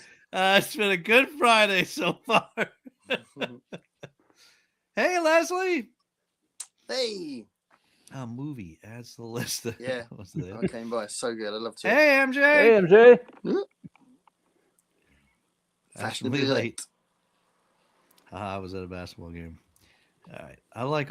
Ice likes all the Spider-Man actors, but I personally like Holland's the best as he's the closest to being more like his comic counterpart. That's probably true.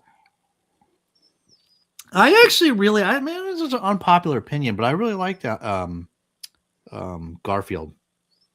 I think the first one was good. I wasn't impressed by the second one. But, yeah, I mean, I just liked him though as Spider-Man. Yeah. Although he was kind of looked a little on the older side for Spider-Man. You know what I mean? They deliberately made him more jokey, didn't they? Ice agrees with you. No, that's a general opinion, Dave. Honestly, when you watch him again, you go, oh yeah, you've forgotten. That's all. You've forgotten.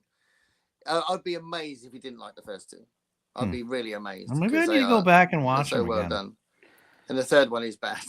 Yeah. That's my problem. It's been so long since I saw them, I barely remember them. Yeah.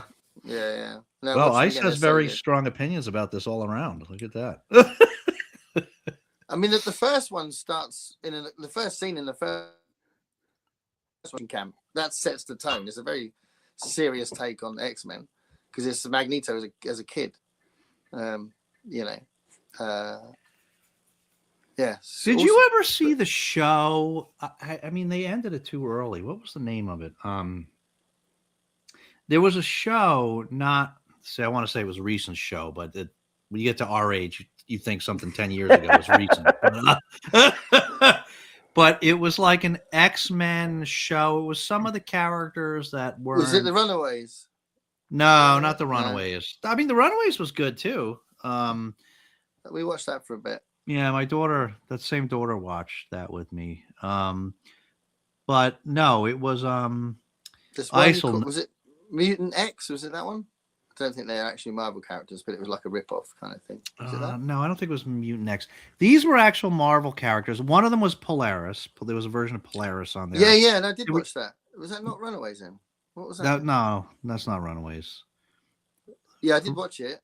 Yeah, they were young like adult. Yeah, there was a family trying to escape from. Yes. Yeah. And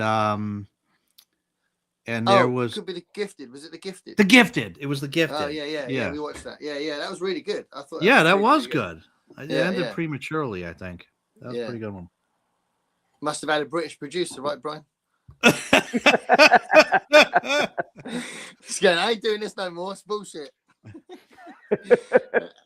There's the Americans going, no, we got to have like 9 seasons. Now I've done this. I'm out.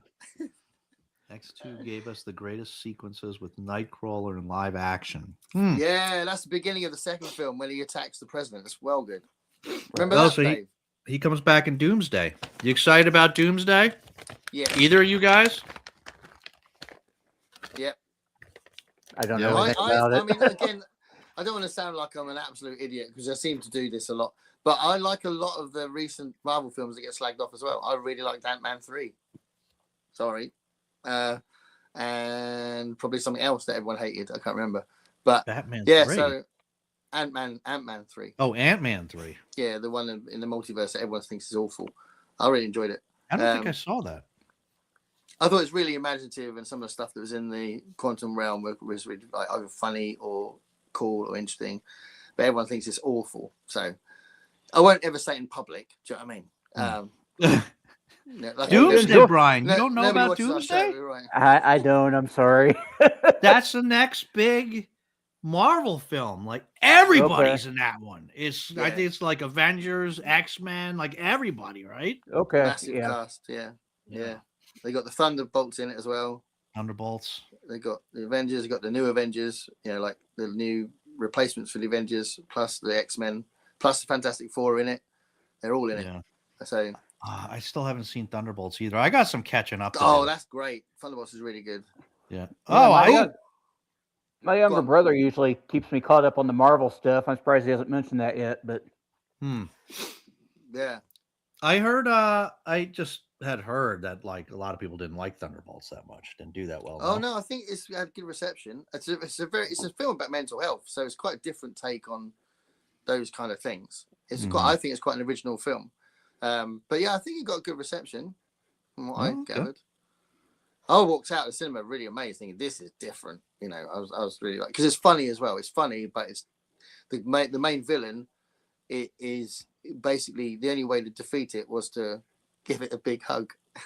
Huh. But it really worked the way they did it because they're all damaged. All the kind of heroes of the film are all damaged, and it worked really well. So yeah, it's very different. You don't normally get, instead of a massive fight, they were like, okay, we need to hug him. Hug this out. Yeah, that's good. What's this called again? Thunderbolts. Thunderbolts. I got a couple things I got to watch. It's got imminently. The main character in it is Florence Pugh's amazing. She's such a brilliant actress, and she's obviously Scarlett Johansson's sister, Black Widow's sister. She was in the Black Widow film, wasn't she? Which was really good. I thought the Black Widow film, and lots of people are like, "Oh, it's all right," but I thought it was really good. I think it's really interesting the way they did the Thunderbolts one, and I like the Fantastic Four one as well. I thought it was really good. Of which one? The Fantastic Four film, First Steps. First Steps. Did I see this one? I don't think I saw this one either. Really? Pedro Pascal as Mr. Fantastic. Yeah, I haven't seen that one. That's really good. And again, had really good reception. So yeah, I think they're going to be back on top again soon. I got a lot of catching up to do. I kind of like the fact I seem to like stuff that people don't like because it means I'm enjoying life. Hey, good for you. You enjoy stuff. X2 is only good for finally giving us Iceman full of ice support. Days of Future Past finally gave us his ice slide. That's such a good film, though. Hey. Very happy we have a time traveler, aka Gareth. We need all the help we can get nowadays. Yeah. What's that in reference to? Me saying that I can tell you Friday's going well. Oh. The Gifted, yeah. It was great. I was bummed they ended after 2 seasons. It had Proud Star 2 and the Fenris twins' grandkids. Yeah. It had so the Stepford, not the Stepford, that's the Stepford wives, but who are the 3 sisters, the identical triplets? Yeah, they were good, weren't they? They were really sinister and dodgy, weren't they? Really creepy. Yeah. I can't remember what they were called. I forget what they were called. What are But what's they their ended name? up being quite villainous, didn't they? Like big characters in the show. I can't remember what they're called. Yeah, that was a good show. It was a good show. I don't know why they. Hey! I love him at 3. All right, I guess I don't think I saw that one either. Ant-Man 3. I could probably see all these on my Disney And Plus now, right? It's a great cast. Malcolm Douglas and Michelle Pfeiffer. You can enjoy that for a couple of hours. Like, people moaned about the look of one of the characters. And it's just like, get over yourself. Who cares? Do you know what I mean? There's a guy that was like just a big head, and it's like, well, are you really going to get that upset that it looks a bit different from the comic? Yeah. You're getting a lot of support from Ice here. Yeah, we'll go for a drink one day. You better, but overall, I was not disappointed. Would recommend. Yep. Recommend reading Century's origin comic. It was brilliant when it came out and handled the story way better. Okay. First Steps was great. Finally, Galactus. That isn't a Galactus was in that movie. Yeah. Oh, I really got to watch this ASAP. He's stomping through it's the proper menacing. How have I missed this? I'm spending too much time reading books. That's the problem. Yeah, what's the Cuckoo Sisters? Yeah. I didn't remember what they were called. It's 5 in the comics. 2 were killed off. Oh, I didn't remember that. They kept it as 3 for the show. Yeah, they're nasty. I mean, they're not totally nasty, but I just mean in terms of like they're a scary bunch, because it's like it's like Jean Grey almost times 3.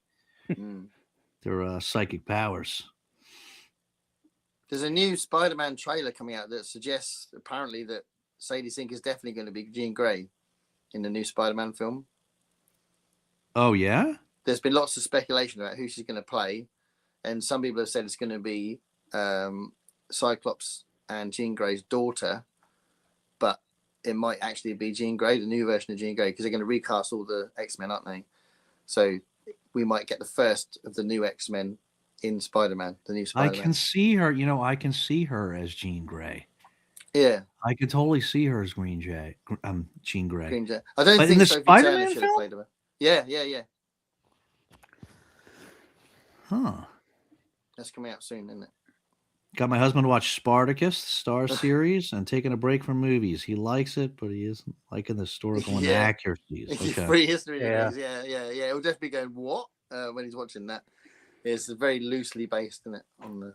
Oh, we're almost caught up here. We can like talk about books or something because it's because Kat and Jenny are here. We're almost caught up. 76-inch TV, like all the sounds. Like too much in your face for no story. No such thing. That first sentence. Cuckoos. I've heard Jean Grey. I've heard Rachel Grey. I've heard some character with some sort of relationship for the Punisher. We'll have to see. Yeah. Rachel Grey's their daughter, right? Yeah. The Hulk's in it and the Punisher's in it. So I don't know what they're going to do with the plot. Yeah. But there's another Spider-Man film coming out. I think it's cool. So, books or biscuits? We're caught up for a minute here. So, books or biscuits? The 2 big B's. What do you think, Brian? You're the guest. Going to talk about current books or biscuits? Books, first. I guess first. Books first. Books first? All right. So, what are you reading?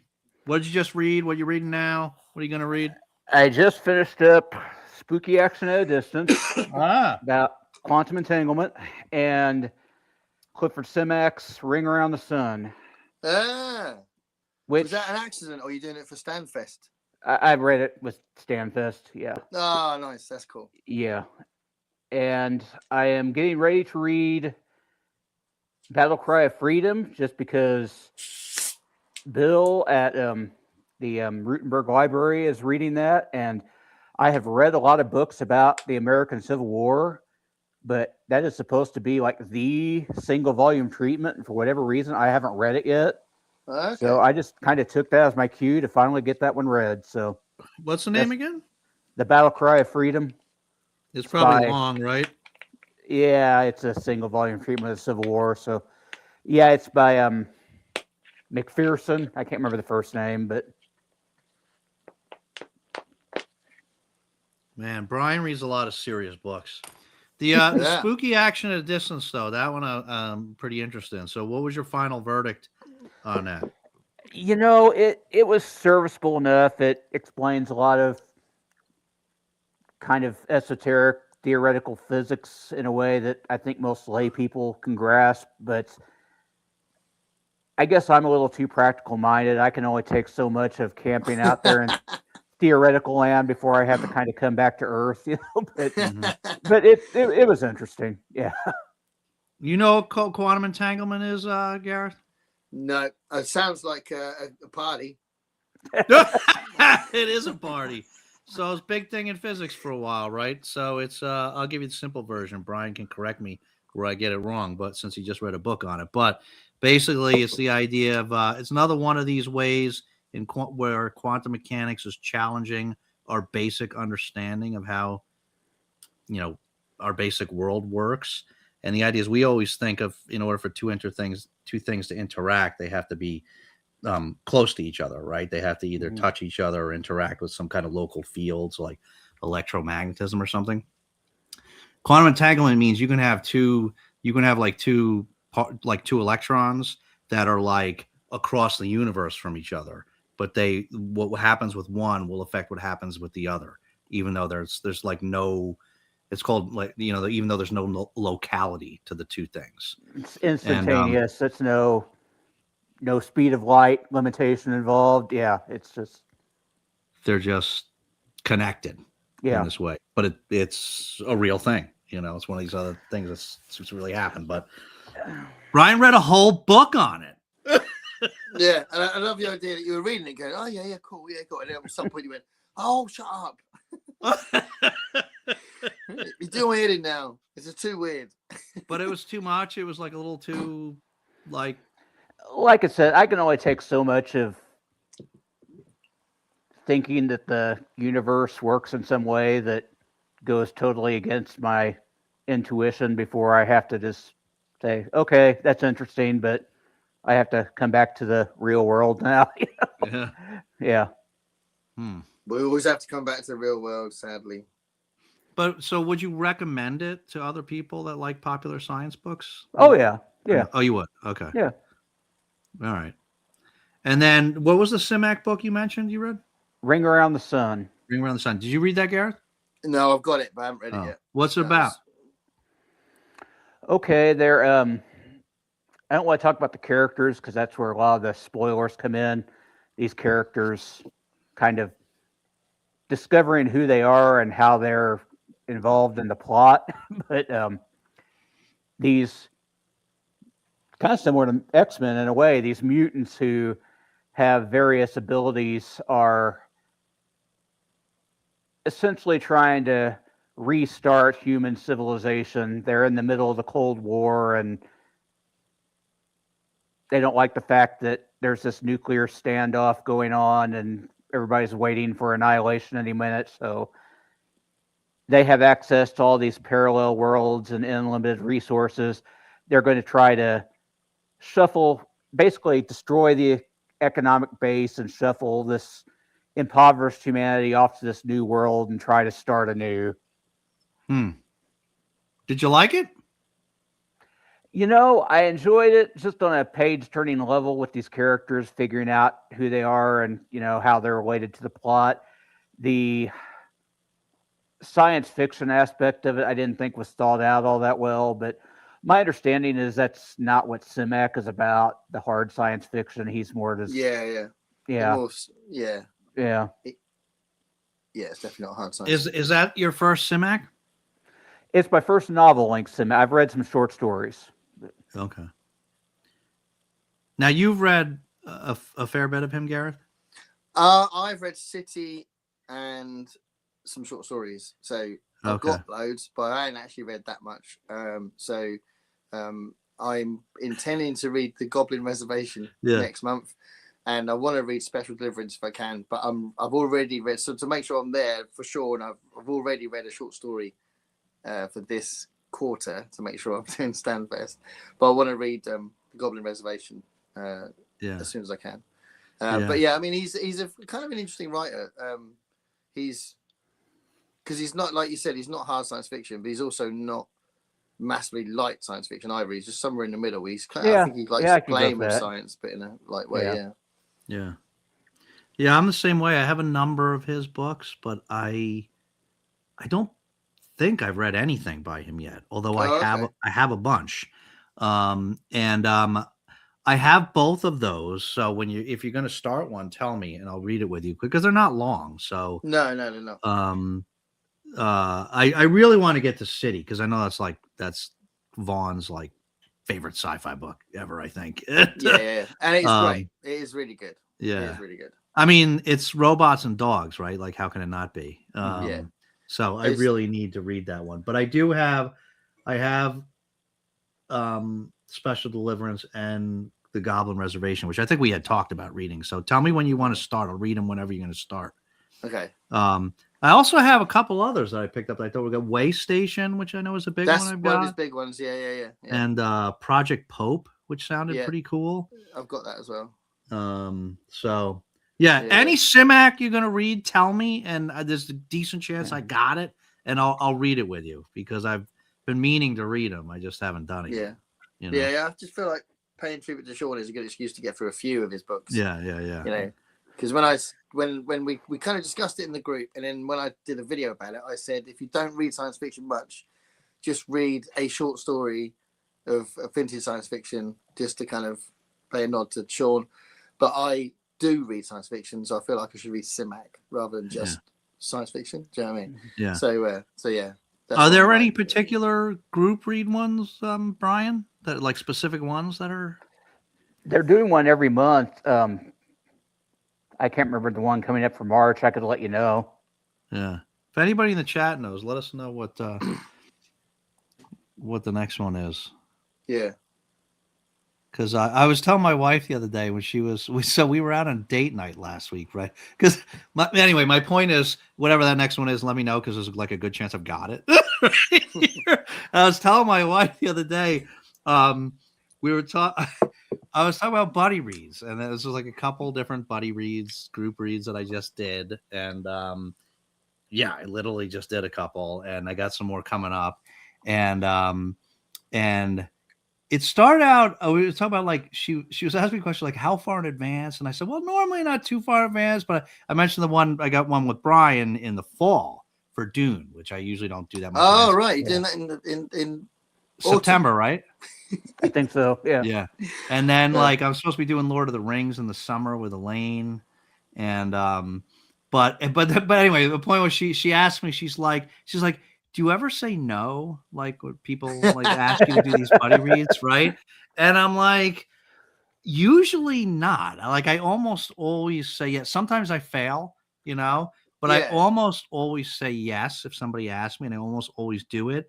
And I almost always already have the book at this point. There's a good chance I've already got it, whatever book it is, because I've picked up so much stuff in the wild, that I don't even want to count. Well, there's so much stuff you can't get. You see something, you're like, oh, I know about that one, and then it's going to come up because it's a famous book. So I totally get. I'm the same. Now that sorry, go ahead. Go on. No, go on. I was just going to say, now the question is, it's more not if I have it, I usually have it. It's, can I find it? Yeah. It's going to take me a while to locate it. Yeah. I had so many buddy reads and group reads in February. I had to move one of them. So I had to send a message to Gavin and say, can we read Mythico Wood in March? Because I just can't fit it in. And he was really cool with it. And he's just literally mentioned in a video today that we're reading that in March. So we're going to read Mythico Wood, which is a fantasy portal fantasy thing. That's another one that's been on my list forever. Yeah, I read it when I was a kid, so I know it's good, but I'm looking forward to reading it, but I just couldn't fit it in with all the other stuff I was reading, and it's been a tough month anyway. So yeah, I'm very pleased with how I've done it, but I had to move one. So that happens as well. You buy into some group reads, buddy reads, and you're like, actually, I may have reached too far. Done too many, you know. But I am definitely interested. We'll see when you do it. But I've been planning to reread Dune for a long time. So let me know when you're doing it, because I'll probably have to just read that and not maybe read short stories or something around it. But it'll probably be just Dune. That's up to Brian. He's running that show. I think he said the fall, right? He said, I was just thinking late summer, fall, early fall, somewhere in there, but I can be flexible on that. So he's the boss. I can't do August though. I can't do August. That's Garb August. Okay. Once Garb August is over, you running the show. Okay. But last year, I made a decision to only read some Garb August stuff in August and do other things as well, when that really was better for me. So in previous years, it'd be like just trashy stuff like film tie-ins and biographies or whatever, with the odd crazy thing, and some men's adventure type things. But because it's not very often that you go, that was amazing, then it's nice, I think, to sort of interweave it with other things, So yeah, I'm gonna. I don't have I just don't have the bandwidth. It's better for me to just be like every year. By far, the most successful month for me is Horror Mayhem. Yeah, because I take for some reason that one I take it. Well, there's different reasons that I take that very seriously. You know what I mean? I loved it, and then when Scott asked me to co-host it, and then we lost him, and it just, that one's always been important to me, and so I'm very focused on it. I have a TBR beforehand. This is very unlike me. I have a TBR beforehand, and I stick to it. I'm diligent week by week. I put up my weekly videos on it, and it's been great. It's been a great experience. But it's because that is all I do. I focus only on that. At least one book a week, supplemented by short stories. I've always done it the same way, and it works. But it's only because I've got tunnel vision with it. You know what I mean? I don't let anything else in. Yeah. No, I mean, Horror Mayhem is a big one for me as well. And like you said, it's much more meaningful because of Scott. So yeah. But I use it to celebrate short stories and try and read horror short stories through the month. Horror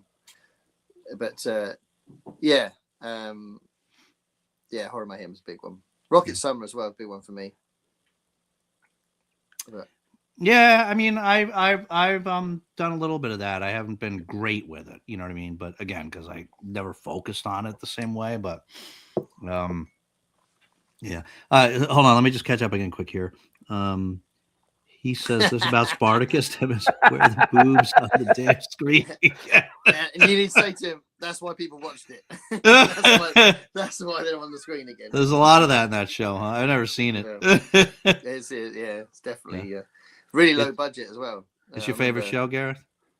I didn't really watch it. I watched like 5 minutes of it. I know the type of show it was, because you'd be channel flicking and go, oh, that's clearly Spartacus, You watch that one, Brian? Brian would be watching that show for the history. For the history. Yeah. Need more of that history. I love the film. I love the Kirk Douglas film to death. I think it's a fantastic film. I've seen it lots of times. Yeah. And he felt really strongly about getting it made, didn't he? Kirk Douglas, he helped to produce it, didn't he? He what? Yeah, the Spartacus film by Kubrick. Yeah. Kirk Douglas was like a lot of the reason why they wanted to get it made. He was really passionate about it. Okay. Wasn't Kubrick never too happy with how that turned out, though? He felt like the studio had too much control, or yeah. But then Kubrick might have made it really weird. He probably did. Maybe it's a good thing they got involved. Yeah. Yeah. Amazing, man. Reading Murtaugh by Christopher Bellini, 5th book in the Inheritance Cycle, 800 plus book. Not finishing by the end of this month. Wow. Yeah, that's a big one. I got to think hard about a book that size. I watched your video earlier. Sorry, Brian, go on. Was he the Aragon guy, or is that how yeah. Okay, yeah. He's written quite a lot since. There's the really popular series he wrote that gets mentioned a lot, sci-fi series. Can't remember what it's called, but he's something of the stars. What was it? Cause something of the stars. Okay. Yeah. It's not Inheritance of the Stars. Yeah, I think that's right. Okay. Yeah. But yeah, I just watched your video where you talked about the Tchaikovsky Shards of Earth. Oh. Yeah, and it's quite funny because you're saying you liked it, even though it was a hard slog, but actually in the end, you did like it. Yeah, I waffled on about that one. Well, I mean, it's clearly a complex book because 10 minutes in, you're still talking about the setup, and you're like, oh my God. Right? That's why I'm like, I have to review this book just by itself because I brought it here. So I told you talking about books. I felt like I had to review this one just by itself because there was like just to talk what it's about. It's going to take like 10 minutes just to give you the plot, like the non-spoilery plot.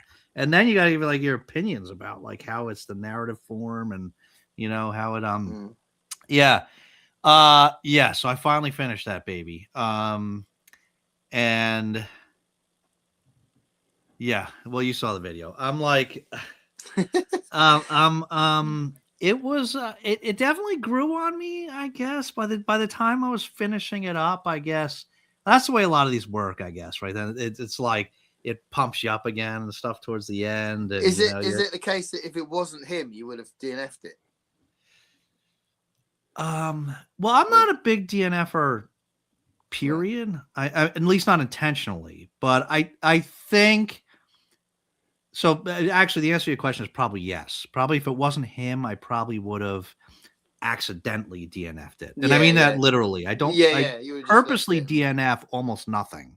Yeah. But if you're not interested, you kind of just let it go by the wayside, and then I accidentally DNF it, So you kept thinking, this is Tchaikovsky, it's going to get good. It's going to Yeah. I need to read. I haven't read the Tchaikovsky for a while, so we need to read Saturation Point, don't we? Yeah, and that one's short. Yeah. So, yeah, but it was. Have you read any, Brian? Have you read any Tchaikovsky? I have not. He is high on my list. I need to try him. Yeah. Yeah. Gareth and I are both going to want to tell you to read Children of Time. Yeah. But the problem is, this is like one of the other books I reviewed of his, maybe Alien Clay or something. Somebody that commented on it said, and I don't forget he said, I think we'll all be, they commented on Alien Clay or whichever one it was, and they thought it was okay. And they said, I think we'll all forever be chasing the high of Children of Time. Which is true, right? Because now we're always going to be wanting Children of Time, and maybe at some point we'll get that again once, right? But like most of the books are not going to be Children of Time. So Gareth and I would tell you to read Children of Time first because it's so awesome. But then everything after that will be a little of a disappointment, even if they're good, because they're not going to be Children of Time. Be like the heroin addict who was chasing that first hit. So not everyone likes, I've noticed, not everyone likes Service Model, but I loved it. But what I thought was interesting about it was really different as well. It was a different style of writing to Children of Time. So most of the time, I think there's quite a consistency in how he writes. Yeah. But I thought that was really interesting. The fact it just didn't even feel like him. So he was trying a different kind of voice. I thought that was really good. Yeah. So yeah, I like it when writers can do that. Yeah. Now does Children of Time cover like a massive time scale? Like that's one of my favorite things in science fiction. Something like Stephen Baxter's Evolution or his Zeely series, which literally covers the entire lifespan of the universe. But I like Gareth's laughing at my face. Have we talked about Baxter's Evolution before? I think I've heard you mention it, but I just know which one of his I really like. That is possibly, I don't know. It's at least in the top 2. It is possibly my favorite book of all time. Oh, great novel. Yeah. You know, um, He sent me a yeah, copy. that's I sent Gareth a crappy copy, which he needs to get rid of, and I since found Gareth a copy, a version, the same copy that I read, which I'm holding until he gets here. So, but yeah, it's a long walk. Well, I guess so. Now I got a couple for you, so maybe I spring for the postage and mail it to you at this point. But since you're not coming anytime soon, It's a delay. But yeah, I love that book. But yeah, to answer your question, so do you know what evolution is about, Gareth? Did I tell you what it's about or no? Well, I was trying to. Is it a good idea to go in blind, or is it better to know? No, you don't need to go in blind for that. Okay. You wouldn't say that, right, Brian? I don't. No. Okay, so what's it about then? Yeah, Evolution? I mean, it's about the evolution of us, but told through there's little vignettes of different characters. So you see it started way back to like, I think the first one was just like a little mammal that was like trying to survive, running around like dinosaurs' feet, trying to survive, like the first little mammal predecessor that we had. That's the first one, right? Yeah. Yeah. And then you see just little pieces along our evolutionary progress. So you see these different characters as you go, and then eventually it speculates a little bit past us and what we become in the future. Yeah. But it's very cool because you see it just in these little pockets of time through these different individual characters. And it's awesome. Yeah, what goes way back in the past and quite a bit into the future. And yeah, it's a great book. But to answer your question, Brian, yes, it's kind of like that. You know, I mean, evolution is a very big aspect of that story, of that novel. Of Children of Time. Of Children of Time. Yeah. Yeah. But there's a lot of big ideas, really. It covers just an incredible scope of both time and space. Okay. And I'd say a big part of Children of Time is the sociological development more than the biological development. Yeah. Yeah, the way the way the spider society develops is like a microcosm of how our society developed. Like, with religion and culture and all that the spiders have all that, which is really cool. You kind of see. I try not to say that because, but everybody always mentions the spiders. So I feel like I want people to go in not knowing that, but everybody else mentions it. I'd already heard that it has something to do with spiders. Yeah. But it's kind of you kind of see that, but that's just one part of the book. But that's kind of like the book Evolution. You see that for them. Okay. It's kind of like it's kind of the same thing, but you see that for the spiders on that world. Yeah. But then there's these other pieces, right? You see the very massive shifts that humanity has gone through and then continues to go through. And, so you kind of, for a lot of it, you kind of follow these different storylines. And I bet you'd love it. It sounds like my kind of thing. Yeah. So yeah, I've counted. Last time I read a Tchaikovsky book, I counted that I've read 8, and I've liked all of them. So I haven't read Shards of Earth, and we still haven't read Cage of Souls. But so far I've liked everything I've read. So I think it's great. I haven't read his fantasy stuff yet. I've got a few books. Thing is, the books I've got of his fantasy stuff, I've got a trilogy. So one of the Shadow of the Apes is huge, isn't it? But I have got a trilogy: Hero of the Hour of the Wolf and a couple of others. I think there's a trilogy in that. So I did have that, but yeah, I'm more interested in his science fiction really at the minute. I'm pretty interested also. He's got so much cool sounding stuff, but Lecton spoke very fondly of that Tyrant Philosopher series. Oh yeah. I think that's like 4 books. Pretty covers. Yeah, City of something, City of the Lost something. Yeah, I know what you mean. So I don't know. It's tough to Yeah. fit 'em. But none of them are. I mean, he does have some novellas too. But all these ones we're talking about, they're all long books. You know, so Yeah. they take time. But Children of Strife, it's Yeah, that's almost out. coming. Is it That's out? coming. Is it out in the UK? Oh, I didn't think so. It It's not come in. his books come out there first. Yeah. I'll have to have a look. Because don't I know if think it's, is it worth me getting the hardback? I much prefer paperbacks. yeah. So, but I will want to read it though. So maybe I.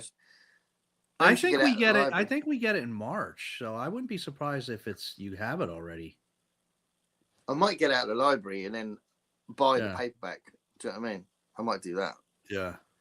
I'm so excited for that. Yeah. I can't I don't remember ever being this excited for a book, like waiting for a book to come out, being this excited about it. I don't think that's ever happened. I'm like very excited like this for something. I'm usually not waiting on books to come out, you know what I mean? But I am for this. I'm very excited about it. It says Cool. March 17th for US Amazon. So Yeah. yeah. Okay. Does it have a UK date or? It doesn't have one listed for UK on here. Oh. Don't know. Yeah. Maybe someone in the chat can have a look. I think I may have pre-ordered it, actually. Let's double check. I think I may have pre-ordered a long time I've ago. got a thing now. I don't know if you remember me doing the video about it, but I'm only buying 2 books a month. Okay. And I did that 3 out of 5 challenge. So if I'm going to average out at reading 5 books a month, only 2 of them are allowed to be new, and the other 3 should be books I've had for ages. So it's my kind of version of read what you own challenge. And so far I've done quite well. I only bought 1 book last month. And even if they're used books, that counts. Yeah. So actually, there was 2 because I bought that one as well. Didn't I? I bought the Ray Bradbury one.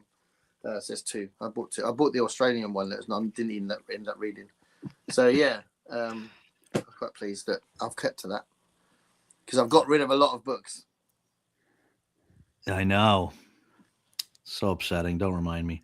I just Googled it and it says March 26th for UK. Oh, okay. So really? time. Yeah. So it's slightly later. Oh, I thought his books always came out first over there. Yeah, maybe he's got a big market over your Yeah, way maybe now, that's changed. Nicole has all her books for the Irish Readathon. Have them not needing to buy or borrow any books. Yeah, it's nice when you've already got them. Yeah, that's good. Tonight I'm starting The Widows of Wendingale by Keelan Patrick Burke. I just finished The Haunting of Hill House and it bored me to death. So 2 things to say about this. Somewhat agree on The Haunting of Hill House. It didn't bore me to death, but I've been saying this for forever that I don't understand what all the hoopla is about. Everybody seems to love this book, and I didn't think it was okay, but I didn't think it was super amazing. We've always lived in this place. We've always lived in the castle. Is that what's called? Yeah, that's a million times better. So, yeah, Haunting of Hill House is all right. It didn't bore me to death, but it's all right. It didn't dazzle me, but oh my god, We've Always Lived in the Castle was phenomenal. Yeah. I haven't read that one. I don't know the Keelan Patrick Burke book. Oh, love Keelan Patrick Burke. Keelan Patrick Burke is my favorite horror author.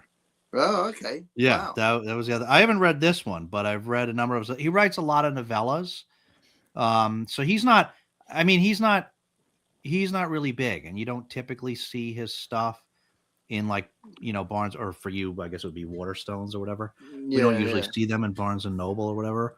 But I think his biggest one that you might see sometimes is Kin. Yeah, I've seen that around. Yeah, but he won some award. I never see it, but like the Turtle Boy series won some awards and stuff. But he's great. A lot of them are novellas, and I've really liked all the ones I've read. I've read like maybe 5 of his books, and I really enjoy them all. Like he's great title. What was that author's name again, Dave? Keelan Patrick Burke. Okay. He must be an Irish writer, right, with that name? Yeah, I mean he lives in the U.S. now, but yeah, he's Irish. It's here in the Irish heritage. It's in the comment here on the screen, Brian. The great title, The Widows of Winding Gale. Yeah. It's a great title. Very evocative. He good ones, Brian, if you're looking, and they're really short, so you get through them quick. My favorites were Blanky, Blanky, and Sour Candy was really good. Oh, you talked about him on your remember your video on that one. Yeah, Yeah. you've done a video on him. Yeah. And they're really short, But keep my eye out. Thanks, Leslie, for reminding us about that. Yeah, I'd be curious to see what you think of that finally, Leslie, after you finish it. I haven't read that one. I am finishing the first Magnus Chase book by Rick Riordan, Norse God Corner of his world. That's another Irish name, isn't it? Riordan? I don't know. Is that Irish? I think Riordan's an Irish name. Hell House is Richard Matheson. Yes. Hell House. Yeah. That's like Gareth's favorite. Would you say Matheson is your favorite overall author? He's my second favorite. This man's my favorite. Oh, right. Yeah. But yeah, Richard Matheson's definitely my number 2. Yeah. Gareth likes to hear that, Ice. Dinner is done. Talk to you later, friends. See you, Nicole. Okay. I also wanted in on Dune. Oh, you're doing Dune too, Elaine? Okay. When are you guys picking up Royal Assassins? September? Yeah. When are we doing it, Gareth? Yeah. I don't know. Joe's already done with the trilogy now. I know. Joe's ahead of us. He loved it. He absolutely loved it. I liked it, but I didn't love it. I liked it. Apparently, they get better. Yeah, I definitely will carry on reading them. I borrowed the other 2 books from my mate, and he immediately went, borrow them. And when I was in New Orleans, I went with him, my mate Richie. He was reading that series, and I didn't even think of it at the time because obviously I looked at it afterwards. But that was what he was reading when we were in New Orleans, and he couldn't. He kept going, "Oh, then this is happening. This is happening." There was no context for me, so I was just listening to him waffle on about Fitz. But yeah, I mean, I will do. There's no plans, is there, Dave? So I don't know if September. We had a plan, and then we ditched it because we were too busy with other stuff. We had a plan to do it a couple months ago, so I feel really bad because Heidi was kind enough to send me Royal Assassin.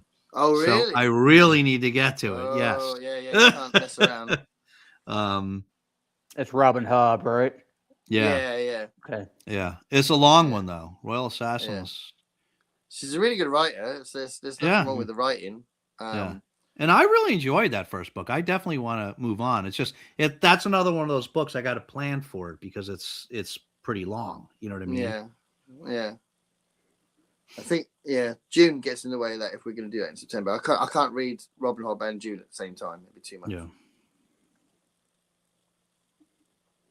Yeah, Hell House is very similar. I love Hill House. You may like Hell House better. Same concept, but I recently finished a great collection of horror stories by Luciano Morano. I recommend. Every one of the 14 stories hit for me. Cool. Okay. Write that down. I know. I need to write these things down. You're so much better at writing things down I always think I'm going to watch the live again and then I'll make notes then. Yeah, I write them down because I know that's not going to happen. But I usually don't do what I wrote down either. But at least I've got a record of it. This is my notepad I use for my channel. My lost notes and all sorts are in there. Yeah. Leslie really impacted my my Christmas reading because I devoted December totally to Christmas reads. Yeah, and I ended up reading a couple of things because of her that weren't on my original TBR. Because she does the same thing. She reads a lot of holiday stuff at Christmas. I think I was underwhelmed because I had just finished a fantastic collection of short stories. Yeah, I think Haunting of Hill House is one of those books that's kind of high on atmosphere, but not that much happens. Yeah, right. That's right. Heidi started Shards of Earth, and the first few chapters are super, but I had to put it down, and I now have to get back into it. I think Gareth will like it. People say it's close to the Firefly TV show. Yeah. That's part of why it took me so long, is because I kept having to come back to it because it's just. Oh, I tell you what, little spoilers. I've done a video. I can't wait for it to appear. I'm very excited about it. On Firefly? No, it took me days. No, I did. I did a celebration of 100 years of science fiction. Right. Oh, It took me ages. It's one of the videos I've spent the longest time doing, and I'm going to do a schedule of things. You can see it coming up, and I basically did 100 things that happen to be science fiction that I love. So it goes beyond 100 years. So I think I mentioned Frankenstein at one point, but it's celebrating 100 years of science fiction, right? So it's going to appear in March, right? this is all one video? Yeah, it's one video. I talk about It's 100 things? Yeah. And I didn't mention Fireflies. Just couldn't. It was in the list. I kept changing the list, and I took it out in the end. But Firefly's great. But yeah, there's loads of TV stuff. There's loads of films. There's songs mentioned as well, because there's some sci-fi songs around, and there's games mentioned. So I'll talk about The Last of Us, which is amazing storytelling. And I also talk about a game. I don't know if you guys know it. If you ever played Sega Mega Drive, but I talk about Flashback. Did you ever play the game Flashback? No. It's amazing. It's like really early days, like proper terrible graphics, and just such a brilliant game. Such a brilliant game. I nearly mentioned Defender. Did you play Defender on the old? I did play that one. Yeah. Such an amazing game. I nearly mentioned that, but I thought I have to take one of the films out or something, so I didn't bother. But yeah, there's loads of short stories, novels, there's all sorts of things mentioned. So I can't wait for that to be it. But I didn't end up including Firefly, which is crazy because Firefly is great. But there we are. Yeah, so I can't wait for that to appear. I'm very excited about that appearing. How long is this video? It's only about 56 minutes long or something like that. So I go through it quite quickly, and I'm bound to get people going, well, why didn't you include blah blah blah? Why the hell did you that? But yeah, it's a lot of fun. What short collection? Please tell us. Probably the one she was just talking about. Yeah, Luciano Morano. Yeah, my favorite book of all time, Ready Player One. That's a great book. Wow, that's really interesting because nobody ever talks about it. Yeah, it's like a big elephant in the room because people for a while, when it first came out, everyone raved about it, and then booktubers started criticizing it for being badly written. I read it after the hype, and I loved it. I absolutely loved it, but I don't talk about it on the channel because I feel like I lose loads of subscribers. But yeah, I think it's a great book. Yeah, I loved it too. But I feel like you need to be of a certain age range to really love possibly, it. Yeah. I think that's right. I think it's written for our age, isn't it? Yeah, there's a lot of nostalgic references in there. Yes, he is Leslie. What's your favorite of his, Leslie? Well, I'm opposite, Gareth. I much prefer hardcovers, paperbacks. Yeah, no, that's fair enough. I just find hardbacks just a bit cumbersome. Yeah, hardbacks are nice for collecting, but I try not to get them much anymore because they're just hard to read. With our old wrists, Gareth, it gets uncomfortable. I just feel like, just psychologically, this is like a little guy that's with me, like giving me a little story, and then the hardback. If I carry around a hardback, it would be a pain in the ass. It'd be like dragging like a suitcase around, like on holiday. Do you know what I mean? So I feel like they're very different things to just have around you. So, what do you think, Brian? Paperback or hardback? What's your preference? Oh, I'm all paperback. Yeah. Yeah, I like them. I just like the book to have a little bit of give when I'm holding it. Yeah. Screw the spine. Yeah. And not only that, a lot of times I'm carrying books around with me, just tossing them in my dirty farm truck and everything, and I'm not going to do that with a hardback. Yeah. Brian, is it the book or the concept of quantum entanglement itself that rubbed you the wrong way? Any physics books you loved and also recommend? The concept or the book didn't really rub me the wrong way. It's just there's only so much of kind of living in theoretical physics land that I can handle because it requires you to get beyond what you can really understand intuitively. Mm-hmm. And yeah, I can do that in small doses, but I remember even back in my college courses, it would give me a headache after a while. It's like, yeah, I need to get back in the lab where I was actually doing something tangible. But so it's the concepts really. Yeah, but other physics books. if you like cosmology, I really was fond of the 5 Ages of the Universe. I can't remember the writers on that, but it should be easy enough to find by that title. It just kind of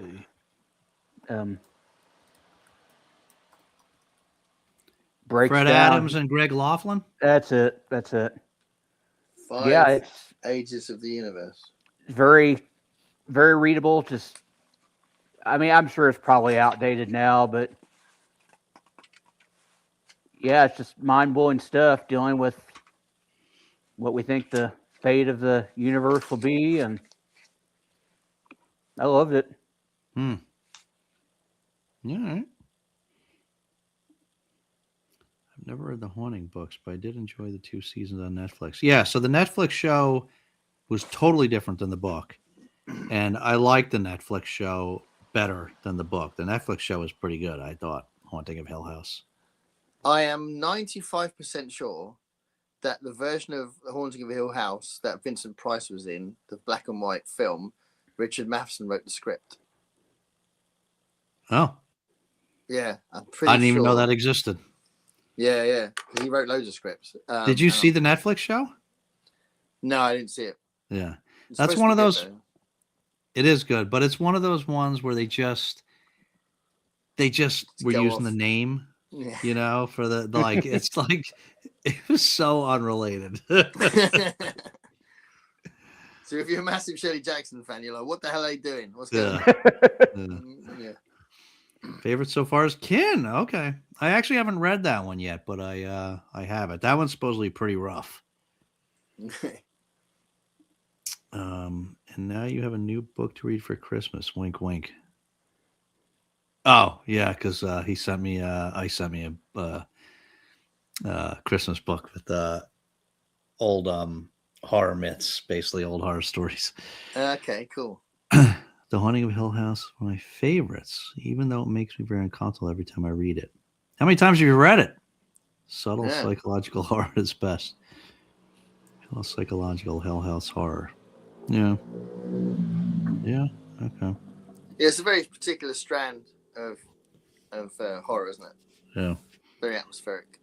I think if you like, because I thought it was a very similar atmosphere in, is it called Who Wakes the Dead? The T. Kingfisher one? Oh, What Moves the Dead? What Moves the Dead? Yeah, that was good. I thought that had a similar feel. I thought it was good. Yeah. Good. Yeah. How long is the Haunting of Hill House? It's not very long. It's like 150 pages or something. It's really short, really. Okay, I was gonna say I like atmospheric stuff in short form, but yeah, it can overstay its welcome if it drags out too far. I have to check, Brian, but I may have another copy of it if you want to read it. I'll send it to you. Okay. I have to double check, but I think I do. You want it? Sure. Okay. Let's see here. Too long. Which one's too long? Yeah, go ahead. Haunting of Hill House, by the sound of it. If you talk about what you've been reading, and then I'll talk about what I've been reading. Oh, okay. So yeah, so I finished Shards of Earth, and so I just finished these 2 things. I'm about to start 2 new, and I finished Brave New World, which I read with Gavin. Nice. So he's going to getting back to me. We're supposed to do our little video talking about project. It. Brilliant. I have to say, so I'd never read this before, amazingly, and I wanted to read it. It was on my list because now I think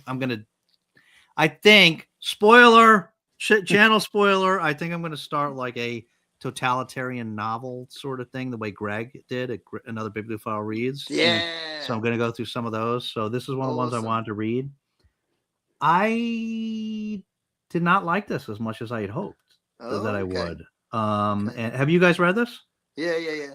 Way back in high school, but yeah. Yeah. I'm amazed I never read it. I was probably supposed to at some point and did. But I don't know. I just it's one of those ones as I sit with it, I like it a little bit more, Okay. So the ideas, you thought the ideas more than the actual reading of it. Yeah, I just thought as I was going through it, I thought the presentation was weird because if you remember the different kind of ways that the story is told, first is told through like this lecture, the guy's giving a tour of the thing, and then and then you're seeing a lot with these couple characters like even her name Lenina, the woman and the people they're dating and stuff, and then you're getting a lot from what's going on with the Savage when he comes back, when he comes to the and it was just like it was weird. It felt like a couple of different stories, one that were all connected, and I think the second half is harder. I think you've had enough by halfway through. I think it's a great book, but I do think it does get like I don't know. The second half isn't as fun to read as the first half. A lot of like literary quotes, like he keeps like quoting Shakespeare and stuff like that, and I'm kind of getting thrown. And I'm like, I don't know. I just didn't love it. It's one of those ones I feel like, well, maybe I need to read it again. Because it's got some amazing ideas in it. It does. Yeah. It does. But I will say, I've always said, good books are not just ideas. So people who say, "Oh, science fiction is great. You don't need good characters. It's all about the ideas." I don't agree with that. A good book should have good characters and a good plot and all that as well. But there are some great ideas in it. That's the thing, and I love the concept. I love this basic.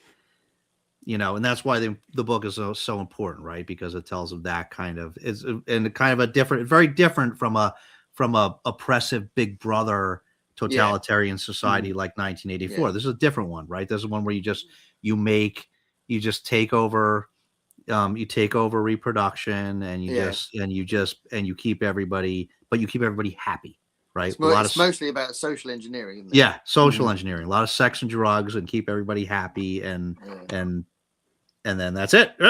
That's how you control society. So, I mean, it was okay. Mixed feelings about it, I guess. And then when I'm about to start, just finished both of those, like right at the same time. So I'm about to start. I'm going to go into the second book here, Planet of Exile. Great. Okay, so you try and get that in. I haven't done my February reading for that yet. And I'm going to do this one, which I'm also reading this with Gavin. This is Out of the Silent Planet. Oh, wow. Okay. By C.S. Lewis.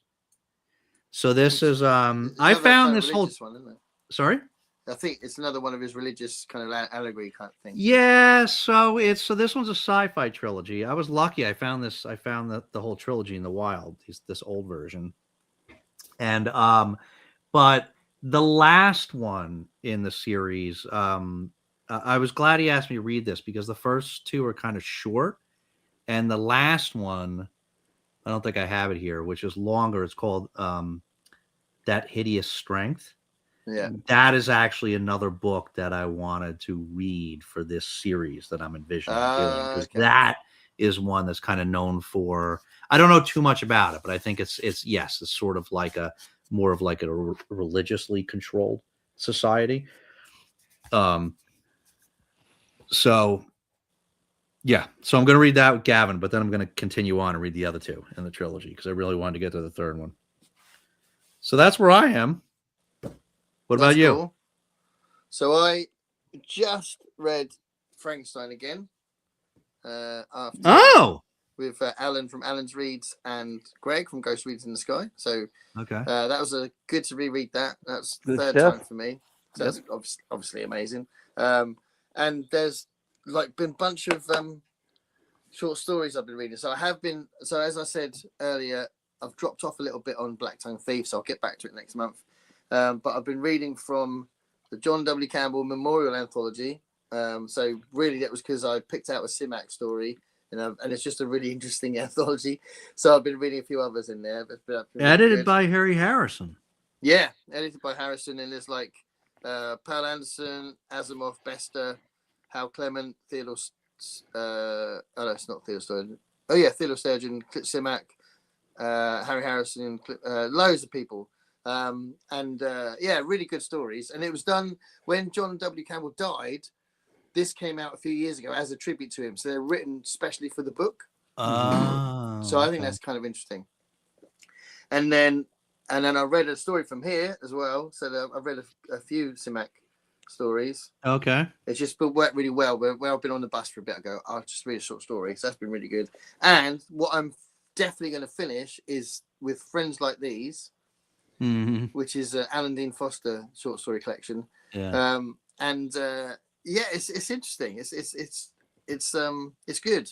But yeah, every story is quite different. Yeah, so that'll be interesting to talk about that. And this is hopefully going to fit the Ben Reed's Good thing because there's 20 letters in the title, which is.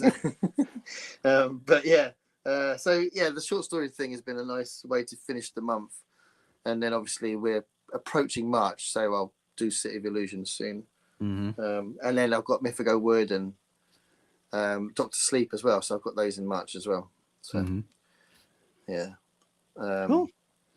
There's other things I want to read anyway, so if I can get through them and still read something else, I don't know. It depends on. It's just work is really getting me down in a minute, so it just depends. Yeah. You know. Yeah, I mean, there's a few things on the list. I got to read the Testaments, and it's just fitting it all in. You know, it's yeah. Okay. Oh, and sorry, something to mention to you, Dave, especially. But Brian, if you're interested, then I'm very close to. Something Wicked This Becomes being the next. Oh. So there's one short story collection I need to read first. Okay. Which is in the UK, it was called A Day It Rained Forever, and in America, it was called Medicine for Melancholy. Okay. So those are stories I haven't read yet, or at least some of them are. So I'm going to read that, and then it'll be Something Wicked This Way Comes. Okay. So yeah, yeah, by all means, join in, and it's a bloody amazing book. It's my favorite Ray Bradbury book. Awesome. So it must be good if it's my favorite book by my favorite writer. It's a great Disney film as well, made in the 80s. I don't know if you saw that. Say again? There's a really good Disney film of Something Wicked This Way Comes, made in the 80s. No, I haven't seen that. Yeah, that's really good. With Jason Robards, I think, is the old man, and Mr. Dark is played by Jonathan Pryce. Mr. Dark has the Dark Carnival that is the sort of central part of the plot. Yeah, watch it after we read it. Yeah. Read it first. Haunting Hill House, one of my favorites. That makes me very uncomfortable. Oh, did we read this already? I think you read that bit. Yeah. Yep. Too long. Just watch the original black and white film. Yeah. Camera work is menacing. Yeah, I'd have to double check, but I'm pretty sure Richard Matheson wrote the script for that. Yeah. Okay. Whoop. Sorry. What am I? Elaine, you think Shirley Jackson's book is too long? Still quite short, I think. I mean, like I said, it's mostly atmosphere. So, yeah. I was surprised by it when I read it. I still liked it, but I was expecting something else as well. See you, Elaine. Yep. Just seemed to drag on, but I was expecting a different little story. Okay. Yeah. Yeah, because not that much happens because you expect it because we've got a modern lens now, haven't we? You expect haunting, like ghosty type things to have like poltergeist making everything go mental, and not that much. There's not that much activity in the book. It's mostly about the main main woman going mental, isn't it? That's a lot of it. Yeah. And it's like, oh, is she imagining it? Is she not imagining it? Yeah. I see you, Leslie. Yeah. Still here. Thanks for coming in. Got it. Thanks, Elaine. I have read Hill House at least 4 times. We have always lived in the castle. Because I've read 3 times.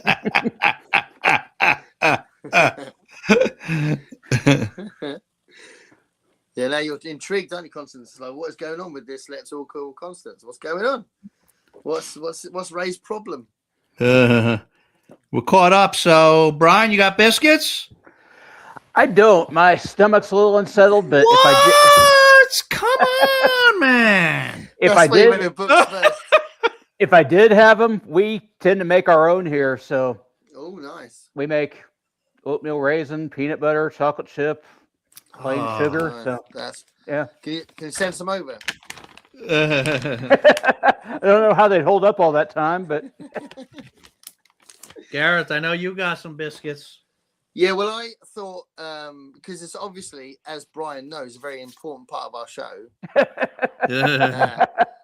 I as we started the show, I was munching on a little packet of custard creams I had. Custard creams. So we've talked about custard creams before, and this might be kind of a nice little bit an anecdotal thing about what you sometimes find over here.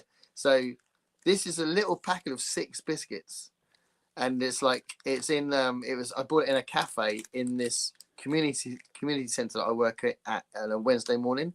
So I always go in. The first thing I do is I get a large tea and these packet of 6 biscuits. So it's not like a proper packet. It's just like little snacky thing. Do you know what I mean? Okay. So I thought that might be interesting to show you. But I have, because obviously if we were doing this early on, I could have munched on these for hours. But this is one of the Christmas boxes we haven't opened yet. Ooh. So, very, very chocolatey biscuits, and they are fantastic. Those look nice. Yeah, these are good rivals for the Victoria biscuits, which I would recommend anyone if you see a box of Victoria chocolate biscuits. But these are very similar. You gonna break that baby open? Yes, so on the left-hand side of the box there's some ring-looking ones, bottom left. Yeah. Those I would very much like to see. Okay. Sometimes I do special videos for him, right?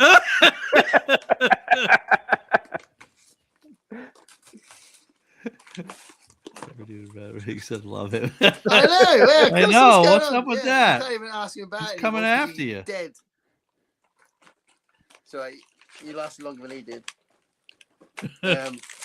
So this is the packet itself. Yeah.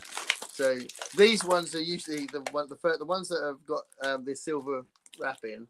They're the ones I go for first. They are like really thick chocolate, and usually the gold ones I think are orange flavored, and they're kind of vanilla flavored. I think possibly, but let's go for the.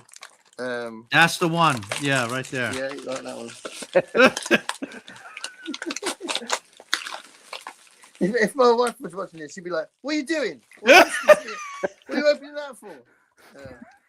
It's like, it's okay. Just tell Dave made me do it. Yeah, that looks nice.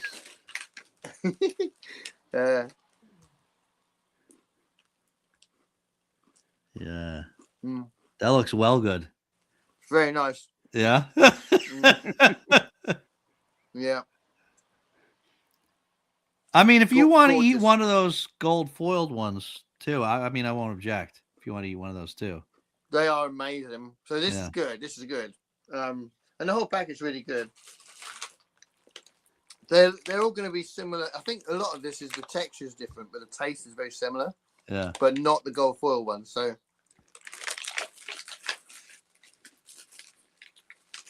I mean, you eat whatever ones you want. I don't want to totally micromanage it. He does. He's well boss. He is. And if he keeps going, I'll end up in a diabetic coma, obviously. Yeah.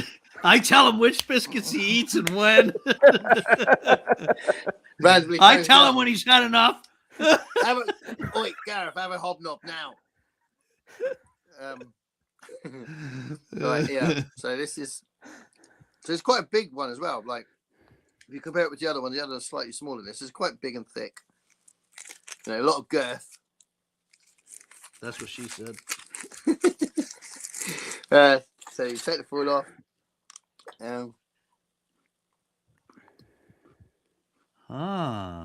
So that's like vanilla in there. That's vanilla cream. That's the vanilla thing, yeah. On top of a wafer, basically. Well, that's the biscuit thing. It's not a wafer. That's biscuit. Biscuit, vanilla, and chocolate. Wow. Really nice. Does look pretty good. That does look well good. It's very, very nice. It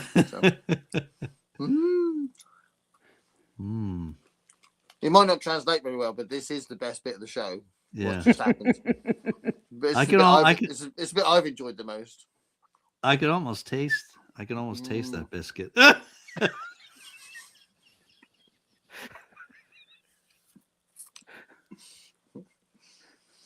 You didn't even have this sort of romanticism about biscuits until you met me, did you? I know. That's true. It's true. They're incredible things. Did you see? I didn't have it for very long, but did you see that? I borrowed a book at the library, which was a history of the biscuit. Did you see that? I think so. Yeah. I ended up taking it back because I didn't read it, but I'm probably going to get it out again because I do want to read it. It's just I don't read non-fiction as much. Yeah. But yeah, because these things date back to, well before. I don't know, well before medieval age, so it was like proper. These have been going around for a while, which is quite cool, isn't it? Huh. It's a Latin word. It means twice baked. Is it? Twice baked. I think so. That's interesting. I didn't know that. That's cool. Well, obviously, chocolate biscuits not so much because that would have been from bringing cocoa over. But your basic biscuit, your oats and sugar and whatever, that would have been a long time ago. And it's a cool thing. It's almost as cool as a guitar. That does look pretty tasty. It's really nice. Well, I've been waiting to dig into this because I'm hungry. This is I was planning to get something chocolatey, but then I saw these. I went with good old Pepperidge Farm, and they had these chessmen. They're called salted caramel. Salted caramel. I've never seen these before, and I love salted caramel. It's like my favorite flavor. That's my Ali loves salted caramel stuff. She's always buying salted. And I nearly had a salted caramel chocolate biscuit with me tonight because I might do it as closer to the movie, but Project Hail Mary is about to come out, and I was going to bring out a Rocky biscuit in tribute to the film coming out. There's a kind of a chocolate biscuit called a Rocky, and we got salted caramel Rocky biscuits at the minute. I'm pretty excited for that movie. We've got penguins as well. Yeah, it's gonna be good. Yeah, did you by chance read that, Brian? Project Hail Mary? I have not. I'm thinking I need to get that one read before the film comes out. I've heard it praised everywhere. I just haven't read it yet. Yeah, you'll like it. Really good. You can see the little. You got to back up though, Bubs. I'm sorry, I can't give you this because I don't know what's in it. But just back up. Another thick one. Okay, sorry. You can see the little specks there. I don't know. This must be the caramel. All right, try this, baby. Oh, that's got a crunch. Mm-hmm. Nice.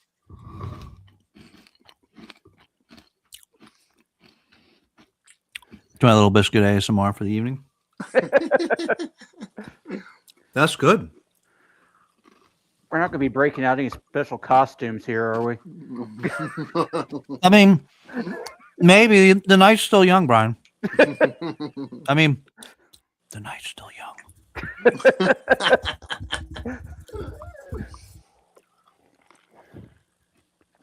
It sounds awesome.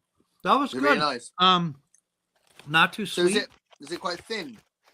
It is thin. Yeah, it's No, But I'm still sorry, quite sweetie. I strong can't give you- flavour. It's pretty thin. That's cool though. That's what biscuits should be. Nothing fancy on the inside. That's We've got good. that really nice like caramel flavour. Mm-hmm. Those are real good. Well good. Just need to dunk it in your tea. These guys are having they're having the usual chicken recipe. Oh yeah, cool. Yeah, usually Brian, out of all of us, it's Olive that has the chicken flavoured biscuits. Yeah. Yeah. We don't tend to He have has that. most of them.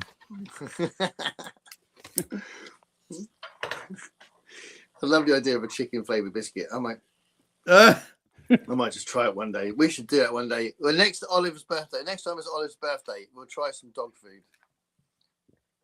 That's not till December. Although if it's actually meaty dog food, it might make me want to gag. There are a type of snack crackers here. I don't know if you have them over there, but they're called chicken in a biscuit. Chicken in a biscuit. Yeah, they're just crackers, but I guess they're flavored with chicken broth or something. Okay. Yeah. Chicken. We have chicken crisps, which is obviously potato chips for you guys. But I don't know if I've ever seen chicken crackers. Yeah. I don't think My- I have either. My favorite kinds of crackers are really, really salty. They're called cracker wheat. And Cracker wheat? Yeah. And there's a really strong salt taste in it. I really like them. I think they're awesome. They're a little bit more expensive than like the most popular brand over here is Jacob's cream crackers. Mhm. But yeah, so they are kind of probably twice the price of cream crackers, but I think they're really nice. Put a bit of cheese on it. Okay. Awesome. Cheese and pickle. I I think you guys have pickle like we do. Yeah, our pickle is if I showed you what that was, you'd be like, "What the hell's that?" I think it's like a condiment that we put on. Mm. Where I got it. Hold on, give me one second. You're right, Dave. You lost your biscuit. No. You lost There your it is. Since we're doing biscuits, I thought it might be time for the questions. Yes. Brian, I don't know if you know this, but this is a new segment of our show. We started a couple of episodes ago. This is called the Great 8 Questionnaire. Uh-oh. What do you think? You up for it? Guess we'll find out. Okay. Oh, I ran out. That was Here we funny. go. Need to get some more. All right. Number 1. Your favorite biscuit? Chocolate chip. I'm old school. Okay. I appreciate you not correcting the word. Thank you, Brian. You're an awesome man. Tried and true. Tried and true. Tried and true. Okay. Favorite movie? Oh. All time. One movie. That's tough. 2001. Oh, wow. Third mention of Kubrick tonight. It's a good selection. That's a good selection. Okay, that's a tough one. Favorite insult?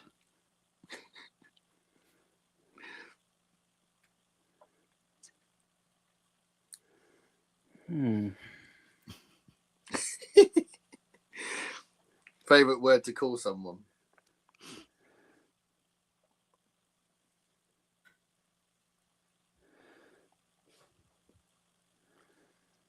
I don't know whether you have as many over. I heard I've never used it, but once on Family Guy, I heard Stewie call someone a mealy-mouthed crotch pheasant. And I always thought that sounded like the greatest insult. That's a good one.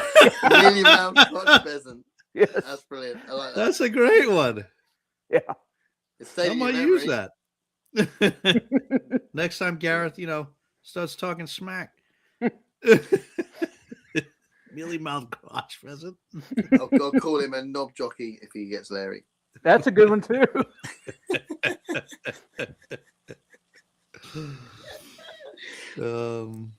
All right. Biggest pet peeve?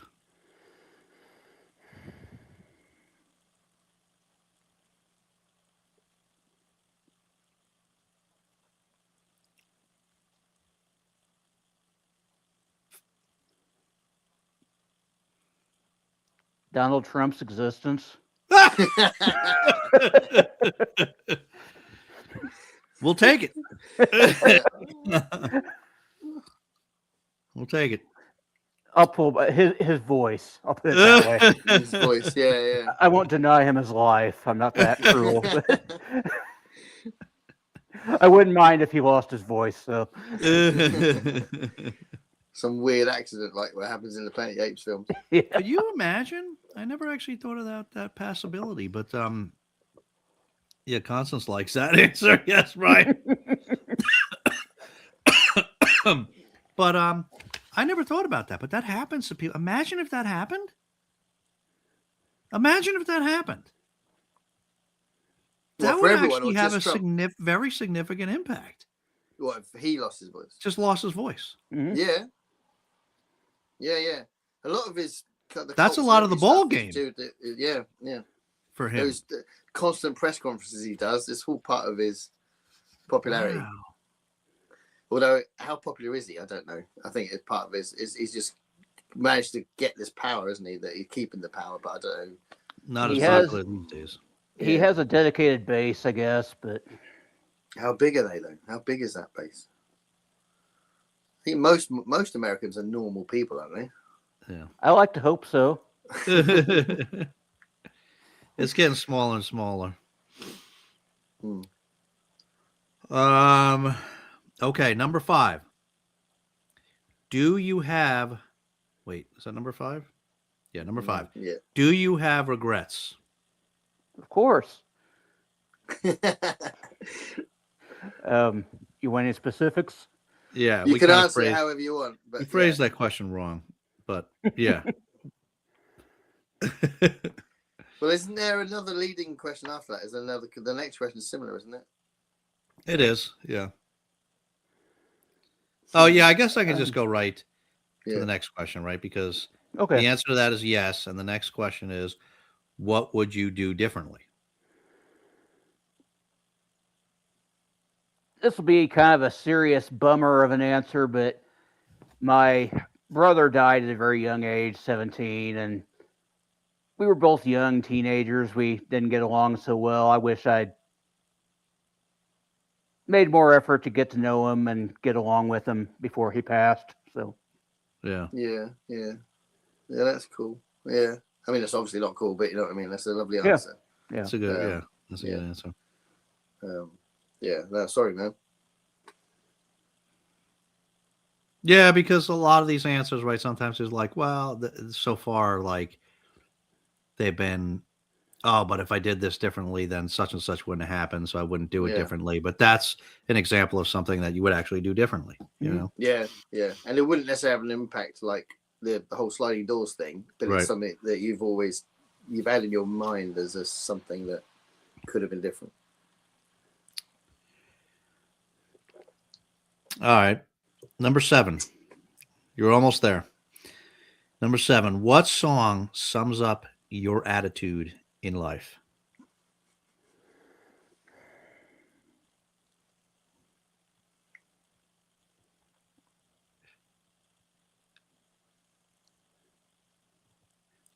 I love how Gareth, every time I ask one of these questions, he gets this huge grin on his face in anticipation of the answer. Yeah. I love it. I absolutely love this. This is cool. Remember Beck's Loser back in the day? That probably comes pretty close.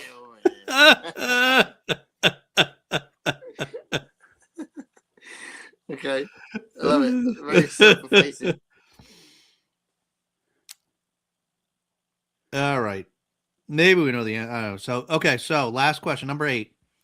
What one person, living or dead, would you spend the day with?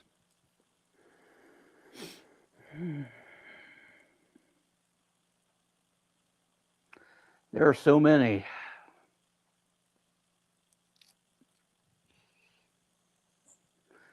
There are a lot of scientists I would like to spend a day talking to who have passed, certainly. But I think I'm going to go with Thomas Jefferson. Oh, wow. Because he just fascinates me. His ideals versus the reality of how he lived. He was a very contradictory man, and he's all the more fascinating for that. And of course, he was also very intellectual and an inventor, and I just think he'd be fascinating to talk to. So, yeah, when you talk with someone that long ago, I think it also be interesting to tell them what's happened since and how you feel about that. You know, that's interesting. Yeah, Thomas Jefferson. Yeah, this is definitely an interesting answer. So the 8 big questions have been done. 8 big questions have been done. That wasn't so bad. It's a bit of a variety, and there's a spectrum of like not that serious to ultra serious. It's nice. Let's do that where let's Let's do a live where we imagine that, where Trump has no voice, I guess. Yeah. All right, so audiences, we've been going a while. Audience is starting to taper off here. So, what is there anything we should have talked about that we haven't talked about yet? We don't want to keep you all night. I would like to say that I've got Desert Island Flicks coming back. So, Ali from Gentile Black Sky is his channel name. He's the guy that did the compilation of poetry around Christmas time. Mm-hmm. He's going to be my guest, and nice. His films are really interesting as well. It's going to be a really cool conversation. So yeah, that's next week or the week after. Cool. Yeah, I've asked Dave to do it, and he's just like, yeah, at some point, I don't know. I'm still getting my list together. I know, I'm bad. Yeah, but Brian, I apologize for being. I sincerely apologize for being such a bad friend, but I don't do them enough. My last one was 6 months ago. I couldn't believe it. Chris from Liminal Spaces. It was 6 months ago. So I'd rather do them more frequently. But anyway, I'm looking forward to that coming back because I think it's always a fun little chat. Yeah. So, yeah. But other than that, what have you got coming up on your channel, Brian? Nothing special planned. Just more reading updates for now. Maybe some other hobbies that I'm working on. But for now, that's about it. You've been, how's the puzzle coming along? Oh, the puzzle's completed. It's done? Yeah. Ah. Have you been showing that on camera?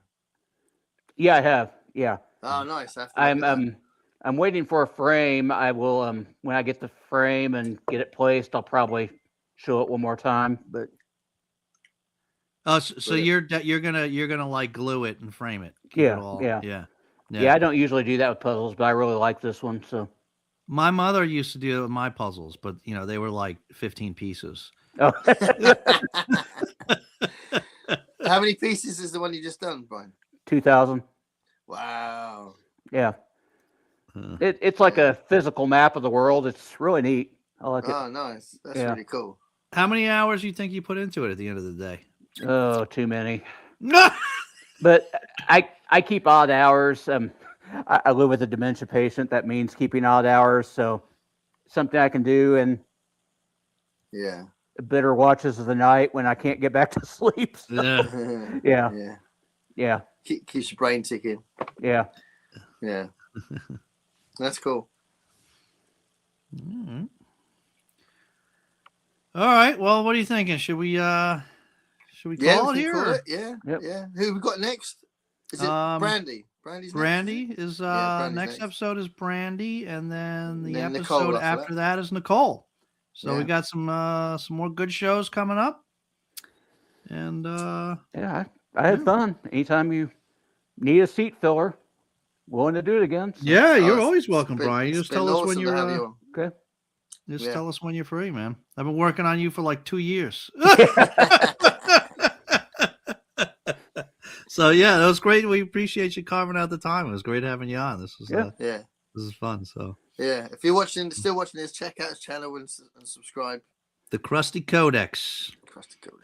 And I had to. So you're like you like seem pretty more. You seem pretty energized this time around. Because like previously, like you would like do one now and then, when you your previous incarnation, but now you're like, you're putting them up pretty regularly, and you're like, I think I just needed to have something to do to kind of keep my mind active as a distraction. So maybe it's kind of a lifeline. That's the way to look at it. Yeah. And it's great. It's great to actually see you. You know what I mean? Like it makes I get not everybody wants to be on camera, and I totally respect that. I get that. Doesn't mean, it's not a worthy channel of watching and everything, but it adds a little something when you can see the person. It's just a little more of a personal element for those of us that are into that sort of thing. So it's I know we chat on the side anyway, but it's nice to actually, see you in your videos. You know what I mean? It's cool. Yeah, I was nervous about that for a while, but I just arrived at a place. It was like, who cares? Yeah. So. Yeah. All right. All right. Well, thank you, Awesome. everybody that's still here. Thanks for coming in, hanging out, popping in, and Good night, everybody. have a good night. Yeah, we'll see you. Thanks, We'll Brian. see you all next time. Yep. See you later, everybody. Bye, everyone.